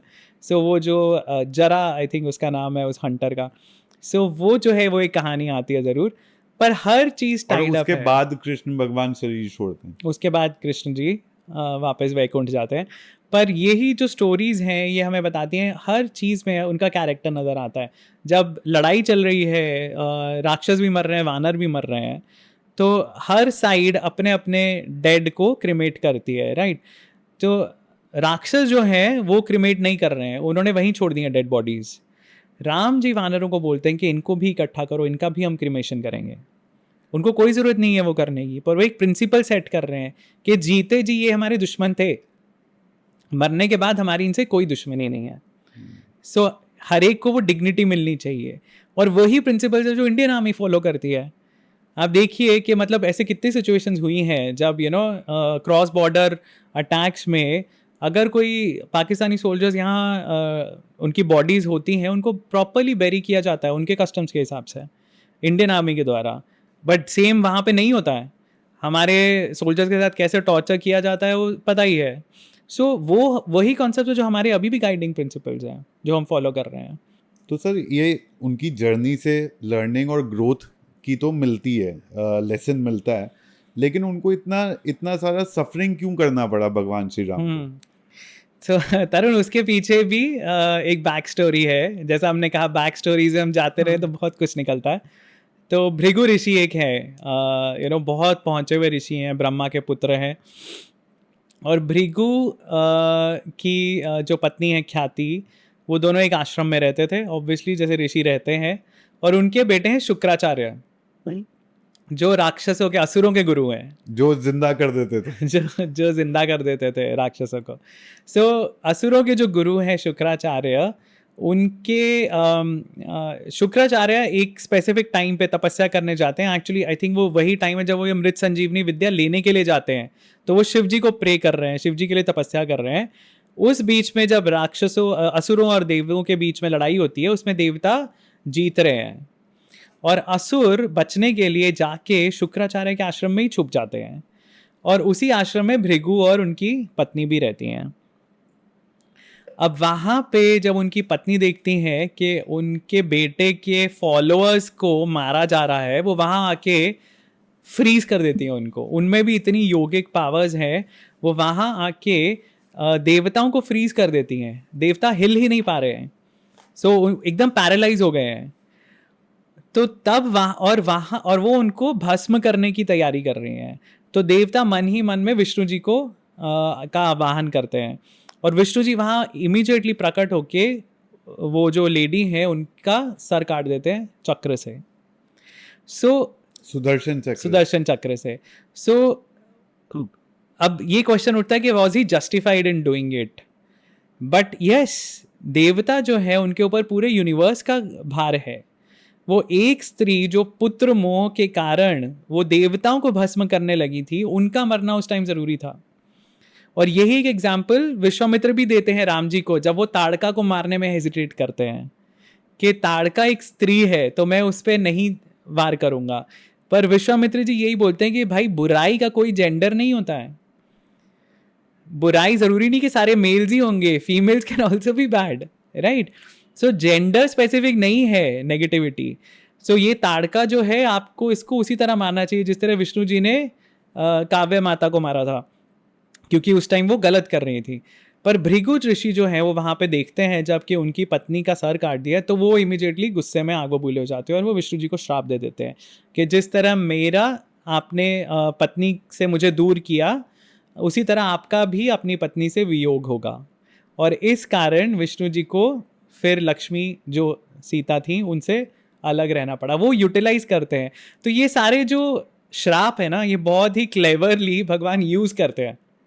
तो जिसको हम आज के जीवन में वैसे भी विनीत बोलते हैं ना कि कोई भी आपके ऑब्स्टिकल है तो उसको अपॉर्चुनिटी बना लो, पॉइजन हो तो Exactly. उसको मेडिसिन बना लो। एग्जैक्टली कैसे एक नेगेटिव सिचुएशन से भी सीख लेकर के आप उसे एक पॉजिटिव सिचुएशन में टर्न कर सकते हो, वही बिल्कुल। आपकी नॉलेज और आपकी विजडम दर्शाता है। बिल्कुल, और वही चीज हमें विष्णु जी बार बार दर्शाते हैं कि उन्हें कोई भी अगर श्राप मिलता है वो सारी चीजें वो यूटिलाइज करते हैं किसी ना किसी जन्म में और किसी ना किसी रूप में, किसी ना किसी अवतार में वो सारी चीजें यूटिलाइज होती हुई दिखाई देती है। ये जो सर एक एक ऑल इंक्लूसिव जो बात होती है शिव जी की बारात की, आजकल थोड़ी हाँ। पार्लियामेंट में भी बात हो रही है इसकी। इसमें क्या हुआ था? ये कैसे आज की सोसाइटी को कैसे दर्शाता है? देखिए, आज की सोसाइटी की बात नहीं है, आप किसी भी इंस्टेंस को आप कैसे भी यूज़ कर सकते हो। इट इज़ नॉट कि हमारी आज की सोसाइटी, तो मैं बोलूँगा बहुत ज़्यादा ओपन है, इनफैक्ट बहुत ज़्यादा अपॉर्चुनिटीज़ हर किसी के लिए हैं। सो आई वुडेंट से कि ये चीज़ पहले नहीं थी, हो रही थी या अब होगी, या जैसे भी स्टेटमेंट्स दिए गए हैं, I don't think those are relevant statements. जो कॉन्सेप्ट है शिव जी की बारात का वो ये है कि उसमें भूतगण थे, उसमें सारे वो कैरेक्टर्स थे जो नॉर्मल सोसाइटी में एक्सेप्ट नहीं किए जाते थे। तो क्योंकि शिव जी रहते ही हैं कैलाश पे गणों से सराउंडेड, राइट, तो उनके जो गण हैं वो सारे मिसशेपन है, भूत प्रेत उनको फॉलो करते हैं, पिशाच हैं जो उनको फॉलो करते हैं। जो जितने भी तामसिक प्रवृत्ति के या नेगेटिव गुणों वाले बीइंग्स हैं वो भी शिव जी उनके लिए अप्रोचेबल हैं। सो शिव जी किसी में भेदभाव नहीं रखते बेसिकली। तो आप किसी भी तरह से तामसिक तरीके से उनकी उपासना करो, शिव जी की या काली माँ की, वो भी जायज़ है, पर विष्णु जी की उपासना हमेशा सात्विक तरीके से ही की जाती है। सो वो एक कॉन्सेप्ट है कि विष्णु जी सात्विक तरीके से ही प्रसन्न होते हैं जनरली, वो अधर्म को या वायलेंस को जनरली सपोर्ट नहीं करते हैं। पर शिव जी को आप किसी भी तरीके से प्रसन्न कर सकते हो, आप बलि चढ़ा के भी कर सकते हो काली माता को प्रसन्न, विष्णु जी को आप कभी बलि नहीं चढ़ाओगे, राइट। सो काली माँ और शिव और शक्ति जो है वो किसी से भी प्रसन्न हो जाते हैं अगर आपका एफर्ट जेन्युइन है तो। That is the concept. So उसको ऑफकोर्स पॉलिटिकली अलग तरीके से पेश किया जा रहा है, पर कॉन्सेप्ट ये कि Shiv ji is open for any sort of approach. No blacks and whites. No blacks and whites. Sir आपने 3 किताबें लिखी हैं, विश्वामित्र, परशुराम और भरत। तीनों मेन लाइन कैरेक्टर्स नहीं देखे गए हैं जो हमने एटलीस्ट जितना देखा या पढ़ा। ये सिलेक्शन ऑफ कैरेक्टर कैसे करा आपने? क्यों आपको लगा कि ये 3 कैरेक्टर्स के ऊपर बुक लिखनी चाहिए? सो तरुण, मेरा ना एक्चुअली ऐसा कोई प्लान नहीं था कि मेरे को सेकेंडरी कैरेक्टर्स उठाने हैं, बट जब मैंने डिसाइड किया लिखने का, उस टाइम पे बहुत पॉपुलर बुक्स आई थी शिव जी के ऊपर और कृष्ण जी के ऊपर भी कुछ बुक्स थी मार्केट में। सो एक तो दिमाग में ये था कि कुछ अलग लिखना है, क्योंकि हमारे स्क्रिप्चर्स में इतनी सारी कहानियाँ हैं, इतने सारे कैरेक्टर्स हैं, तो वही 2-3 कैरेक्टर्स को लेके ही क्यों कहानियाँ लिखनी है, अगर और कुछ किया जा सकता है तो।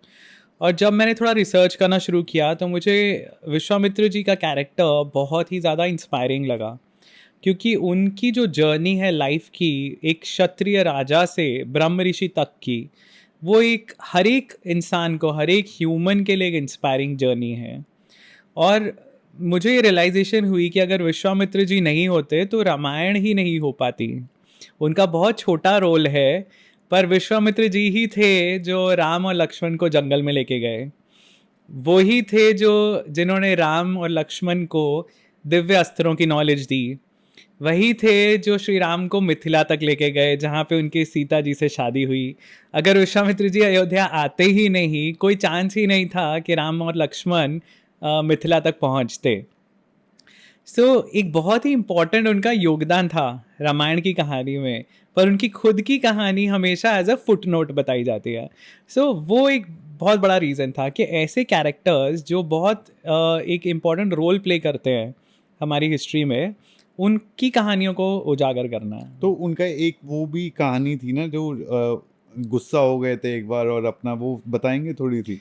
उनकी ऐसी बहुत कहानियाँ हैं जिससे वो गुस्सा हो जाते हैं क्योंकि वो एक क्षत्रिय राजा थे, राइट? तो वो एक एग्रेसिव उनकी पर्सनालिटी थी।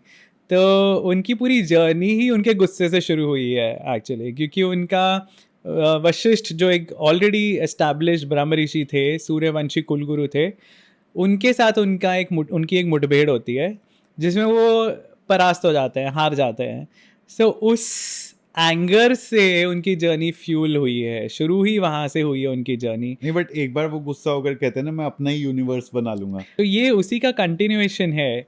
उनकी जो जर्नी है जो वहाँ से शुरू हुई थी वशिष्ठ जी से मुठभेड़ में, उसी का कंटिन्यूएशन था कि एक सूर्यवंशी राजा थे त्रिशंकु, जो वशिष्ठ के पास जाते हैं और वो कहते हैं कि मुझे स्वर्ग में जाना है अपने इसी शरीर में। और ये बड़े अटपटा लगता है सुन के कि अरे आप जब तक आप मरे नहीं हो, आप स्वर्ग या नरक में नहीं पहुंचते हो, आप इसी धरती पे रहोगे। पर ये राजा कहता है कि ये जो मेरा शरीर है, इसी ने मेरा पूरा साथ निभाया है, मैंने अभी तक जो कुछ अचीव किया है वो इसी शरीर के कारण किया है, तो इस शरीर को छोड़ के मैं कैसे जाऊं? एक उसका लॉजिक है, पर थोड़ा ट्विस्टेड लॉजिक है। वो बोलता है मुझे शरीर के साथ ही स्वर्ग में जाना है। तो वशिष्ठ मना कर देते हैं। अब क्योंकि वशिष्ठ ने मना किया है, इसीलिए विश्वामित्र हाँ बोलते हैं उसको। तो वहीं से जो शुरुआत में उनका जो झगड़ा था, वहीं से वो चला आ रहा था। और इसी गुस्से में आके कि वशिष्ठ ने मना किया, मैं करके दिखाऊंगा, और उसी हठ में वो एक पूरा का पूरा नया ब्रह्मांड बनाने की कोशिश करते हैं। और वहाँ फिर उनको बीच में रोक दिया जाता है, ब्रह्मा जी आ जाते हैं। और पर उन्होंने जो प्लैनेट्स, जो स्टार्स, कॉन्स्टलेशंस जो उन्होंने बनाई थी, वो अभी भी एग्जिस्टिंग है। उसको क्रक्स कॉन्स्टलेशन कहते हैं। त्रिशंकु, ऑफ कोर्स हिंदी में त्रिशंकु बोलते हैं, पर इंग्लिश में उसको क्रक्स कॉन्स्टलेशन बोलते हैं। और ये सदर्न हेमिस्फीयर में दिखती है, नॉर्दर्न हेमिस्फीयर में विजिबल ही नहीं है। इक्वेटर के नीचे नीचे ही आपको ये नज़र आएगी। इनफैक्ट ऑस्ट्रेलिया के मैप में, न्यूजीलैंड के मैप में, काफ़ी जगह उनके सिम्बल्स में, I am not sure map में फ्लैग में है या नहीं, पर काफ़ी जगह सिम्बल्स में वो क्रक्स कॉन्स्टलेशन दिखाते हैं, क्योंकि वो एक तरह से साउथ पोल का जो रास्ता बताती है। जैसे नॉर्दर्न हेमिस्फीयर में सप्तऋषि है जो पॉइंट आउट करता है टुवर्ड्स नॉर्थ पोल, या ध्रुव तारा पोल स्टार की तरह पॉइंट आउट करता है, तो वो डायरेक्शन बताता है। और पुराने ज़माने में उसके थ्रू डायरेक्शन परसीव करते थे सेलर्स।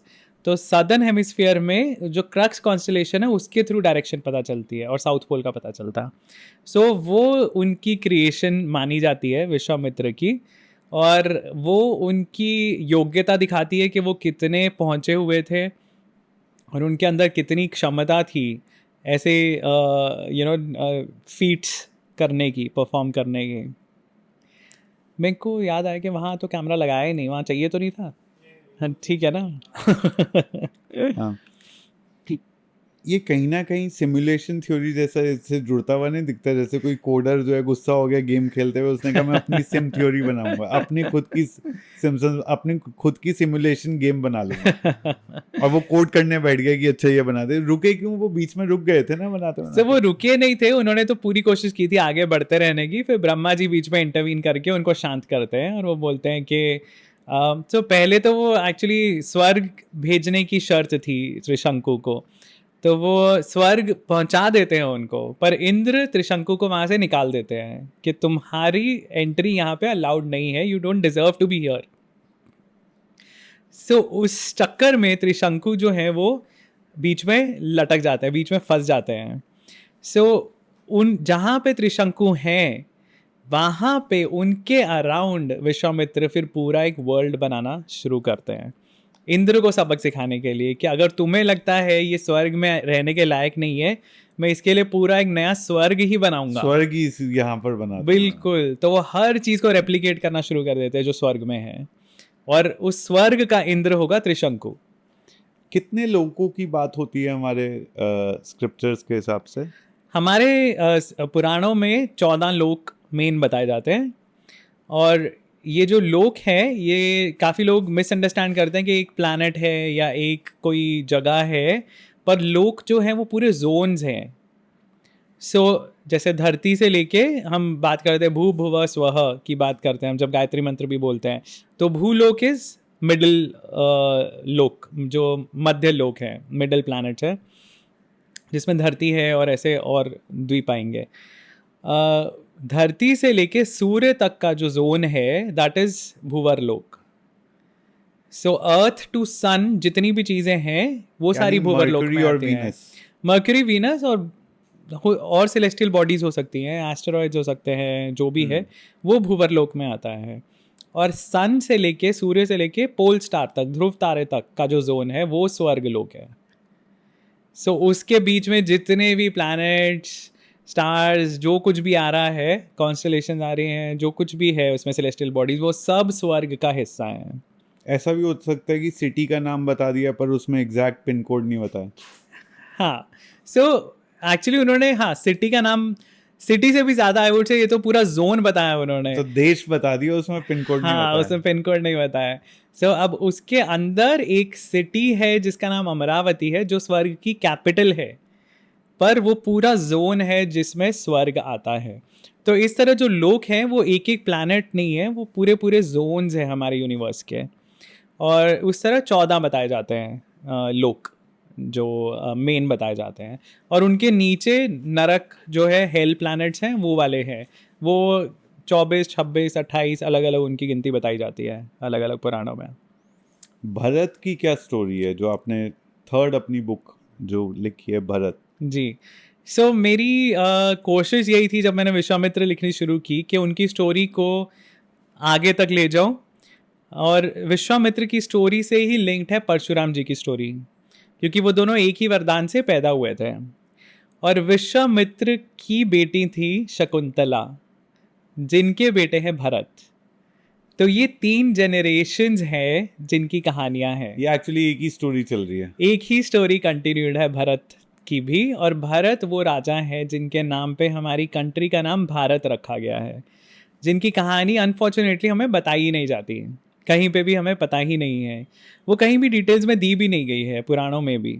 सो उसका सिर्फ इनिशियल पार्ट जो है, बचपन का उनका जो है, एक कहानी बहुत पॉपुलर है कि एक बच्चा शेर का मुंह खोल के उसके दांत गिन रहा होता है, और दुष्यंत और शकुंतला का वो बेटा है, और दुष्यंत वहाँ पे आते हैं, वो देख लेते हैं, क्योंकि वो कालिदास की एक बहुत पॉपुलर नाटक भी था उनका दुष्यंत शकुंतला के ऊपर, अभिज्ञान शकुंतलम।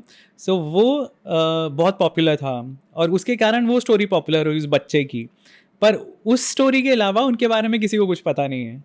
सो वो मेरी एक कोशिश थी कि उनकी स्टोरी को जो गैप्स हैं वो थोड़ा फिल करके, ऑफ कोर्स थोड़ी क्रिएटिव लिबर्टीज उसमें मैंने ली हैं, पर वो करके जो उस टाइम का पॉलिटिकल सिनेरियो था इंडिया का, क्योंकि देखिए उनके एक जनरेशन पहले ही परशुराम जी थे, तो परशुराम जी ने, हमें पता है, क्षत्रियों को डिस्ट्रॉय किया था, जो ईविल रूलर्स थे उनको डिस्ट्रॉय किया था।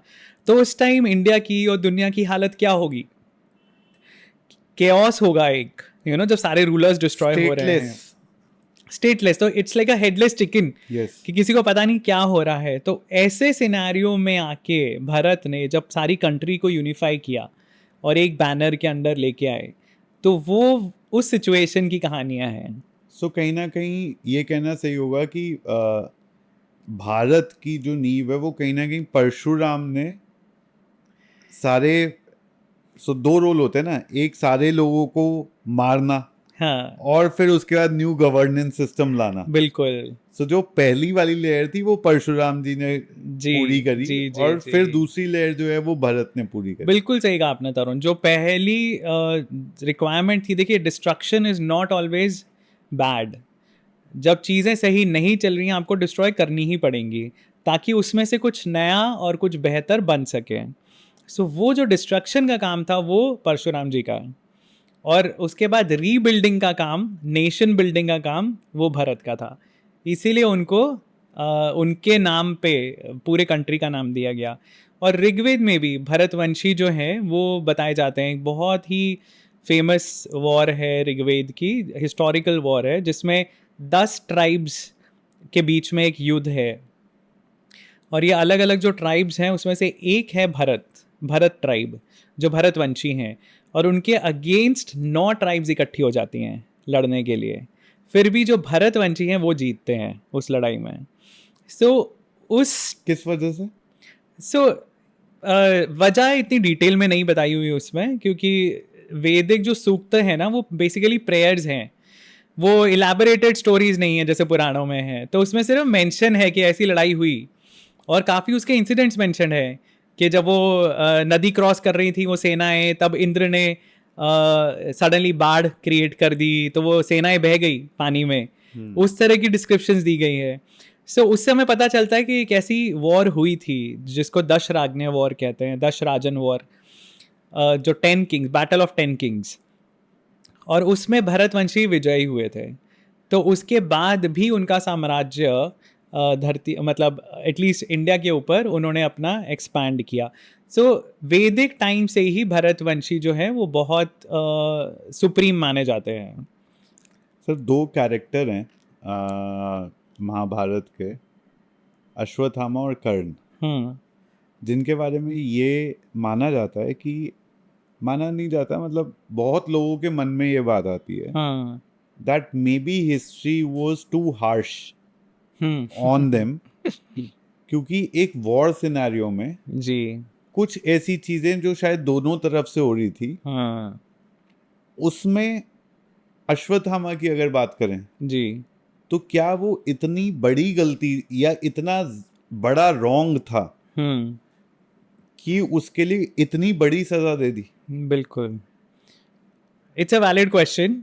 क्योंकि अश्वत्थामा एक कॉन्टेक्स्ट के अंदर जो है वो ऑपरेट कर रहे थे उस समय, जो कि उनके जो फादर थे उनको छल से एक तरीके से जो है मारा गया था जी। और उस गुस्से में उसके रिवेंज लेने के लिए उन्होंने जो है वो ब्रह्मास्त्र छोड़ा था जी, जो जब रिक्वेस्ट करा गया तो उन्होंने रीडायरेक्ट भी करा।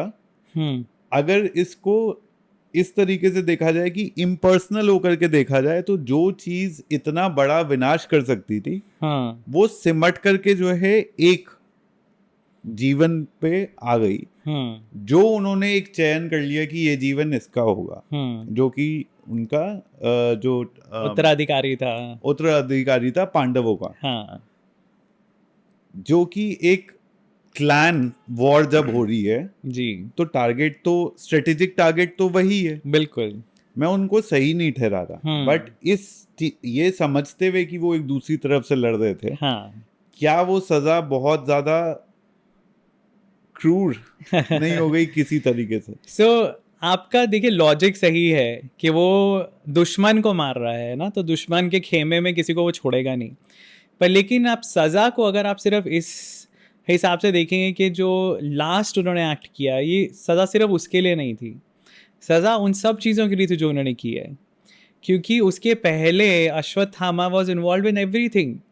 जो द्रौपदी का चीरहरण हुआ, जो अभिमन्यु को मारा गया छल से, जितनी भी दुर्योधन ने षड्यंत्र किए, अश्वत्थामा का टैसिट सपोर्ट था उन सब चीज़ों को। जैसे कर्ण का भी था, कर्ण ने तो आगे बढ़ के सपोर्ट किया, कर्ण ने आगे बढ़ के उकसाया दुर्योधन को काफ़ी चीज़ें करने के लिए।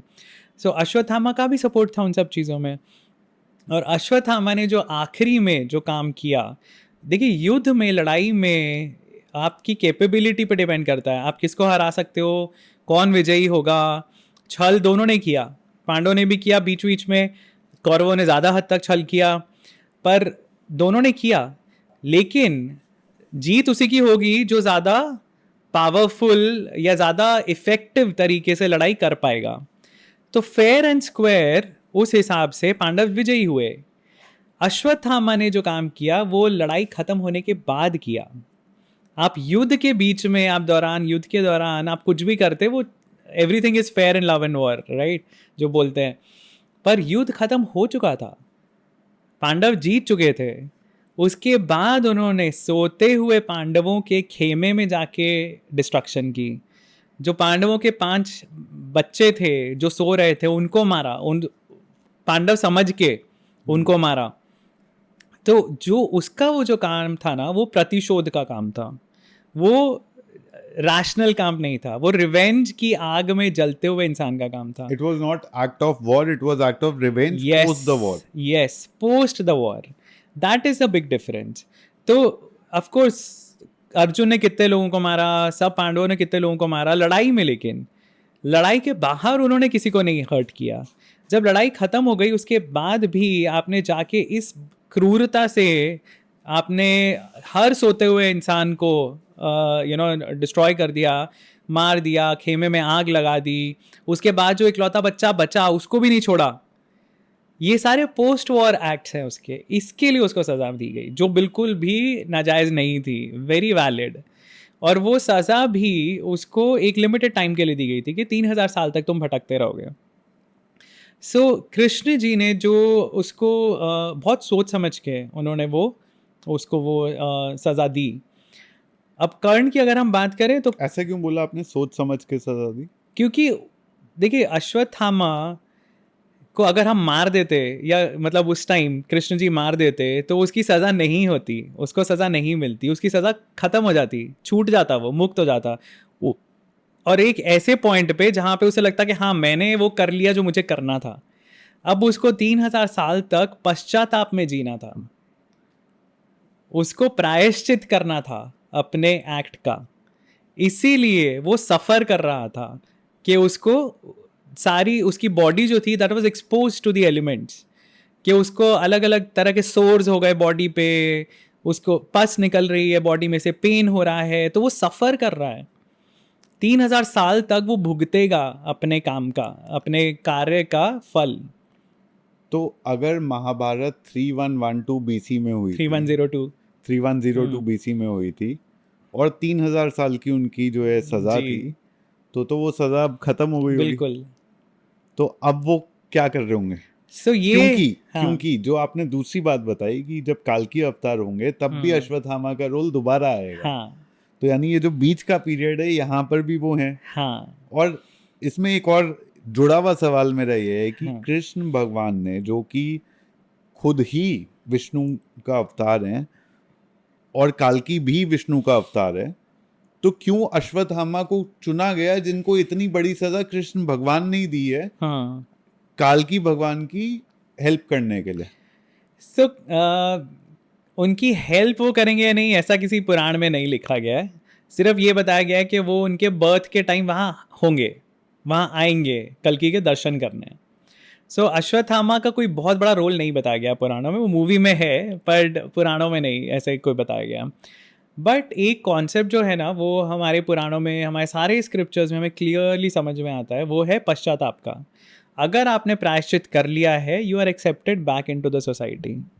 आप सदा के लिए निष्कासित कर दिए जाओगे, इटर्नल डैमनेशन वाला कॉन्सेप्ट नहीं है हमारे स्क्रिप्चर्स में।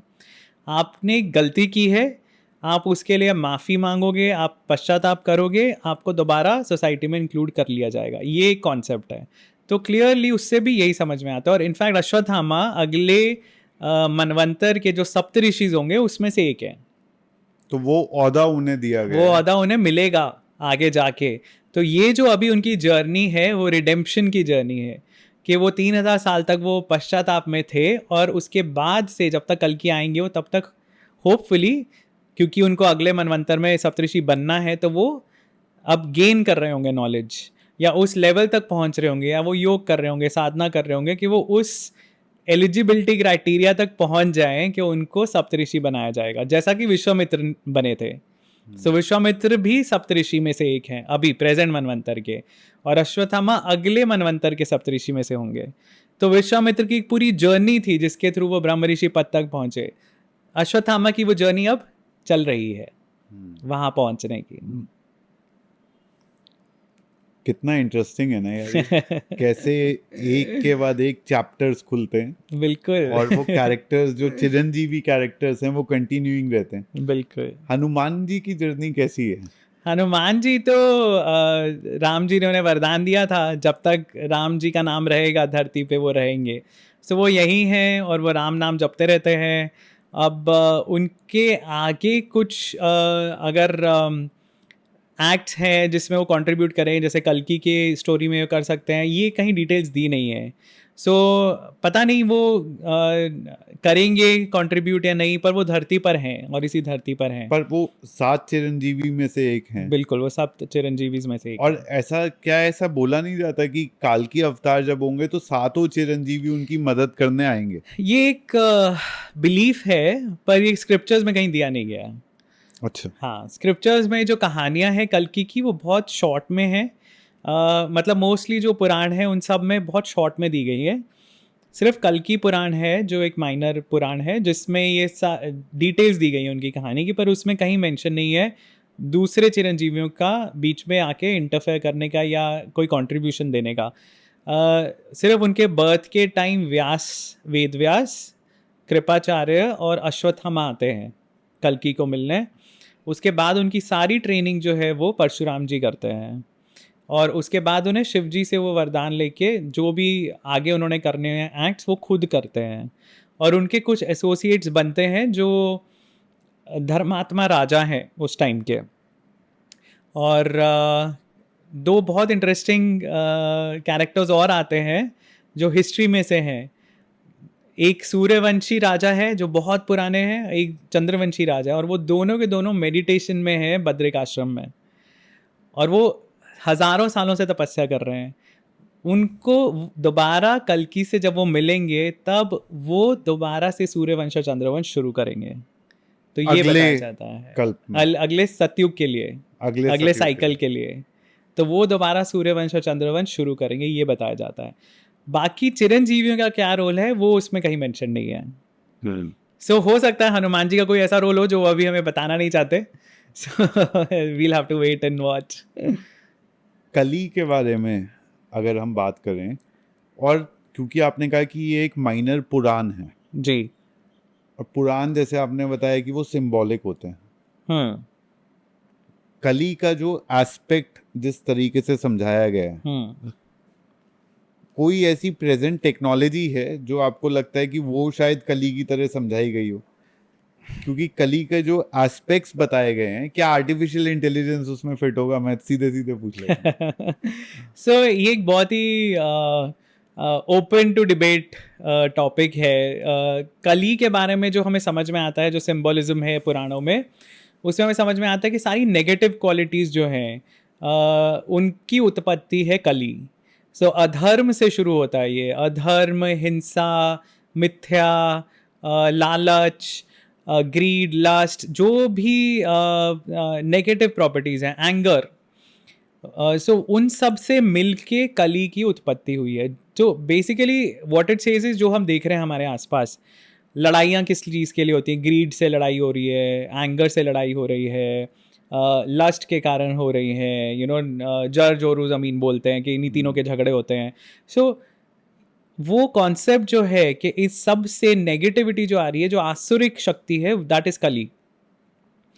अब कली किस चीज़ को यूज़ करेगा अपना साम्राज्य और फैलाने में? जैसे हमने कहा शुरू में कि 10,000 साल गोल्डन पीरियड है, उसके बाद कली और स्प्रेड होगा, तो कैसे? Of course it's a possibility कि आर्टिफिशियल इंटेलिजेंस और टेक्नोलॉजी यूज़ की जाएगी आगे चल के। वो तो हर युग में जो उस टाइम की टेक्नोलॉजी थी वो यूज़ की गई है। अब जो अस्त्रों की हम बात करते हैं वो उस टाइम की टेक्नोलॉजी थी, उन अस्त्रों को यूज़ करके उन्होंने लड़ाई की ना। ब्रह्मास्त्र अगर चलाया अश्वत्थामा ने, उस टाइम की टेक्नोलॉजी थी। और कृष्ण जी ने जो काम किए, या राम जी ने जो काम किए, उन्होंने पुल बनाया, उस टाइम की टेक्नोलॉजी थी कि समुद्र के ऊपर कैसे पुल बनाया। सो ये सारी टेक्नोलॉजी जो उस टाइम अवेलेबल होगी, जब कल की आएंगे, वो कल ही भी यूज़ करेगा और कल की भी यूज़ करेंगे डेफिनेटली। हार्ड टू से किस तरह किस फॉर्म में यूज़ होएगी, पर कुछ ना कुछ तो रोल ज़रूर होगा। एक आप वो तोते वाले का ट्विटर वाला भी एग्जांपल बताते हो, तो you never know if it is a battle of technologies और Yes. Actually a battle of two people. Yes, अब देखिए बैटल ऑफ नैरेटिव्स तो अभी भी चल ही रहा है इस पूरी दुनिया में। अब जैसे जैसे तक सत्ता पलटती है कंट्रीज में, आपको समझ में आता है, एकदम से सारा सिनारियो चेंज हो जाता है। राइट। और पूरा के पूरे ऐसे मीडिया हाउसेज हैं जो आइदर लेफ्ट ओरिएंटेड हैं और राइट ओरिएंटेड हैं। न्यूट्रल जर्नलिज्म तो अब हार्डली आपको देखने को मिलता है। सो वो बैटल ऑफ नैरेटिव्स टेक्नोलॉजी को लेके तो चल ही रही है। आप कौन से न्यूज़पेपर्स पढ़ते हो, आप कौन सी ऑनलाइन वेबसाइट्स पढ़ते हो, उसके बेसिस पे आपकी पॉलिटिकल ओपिनियन बनती है। काफ़ी लोग हैं जो किसी पॉपुलर यूट्यूबर को फॉलो करते हैं और वो उसी की भाषा बोलते हैं।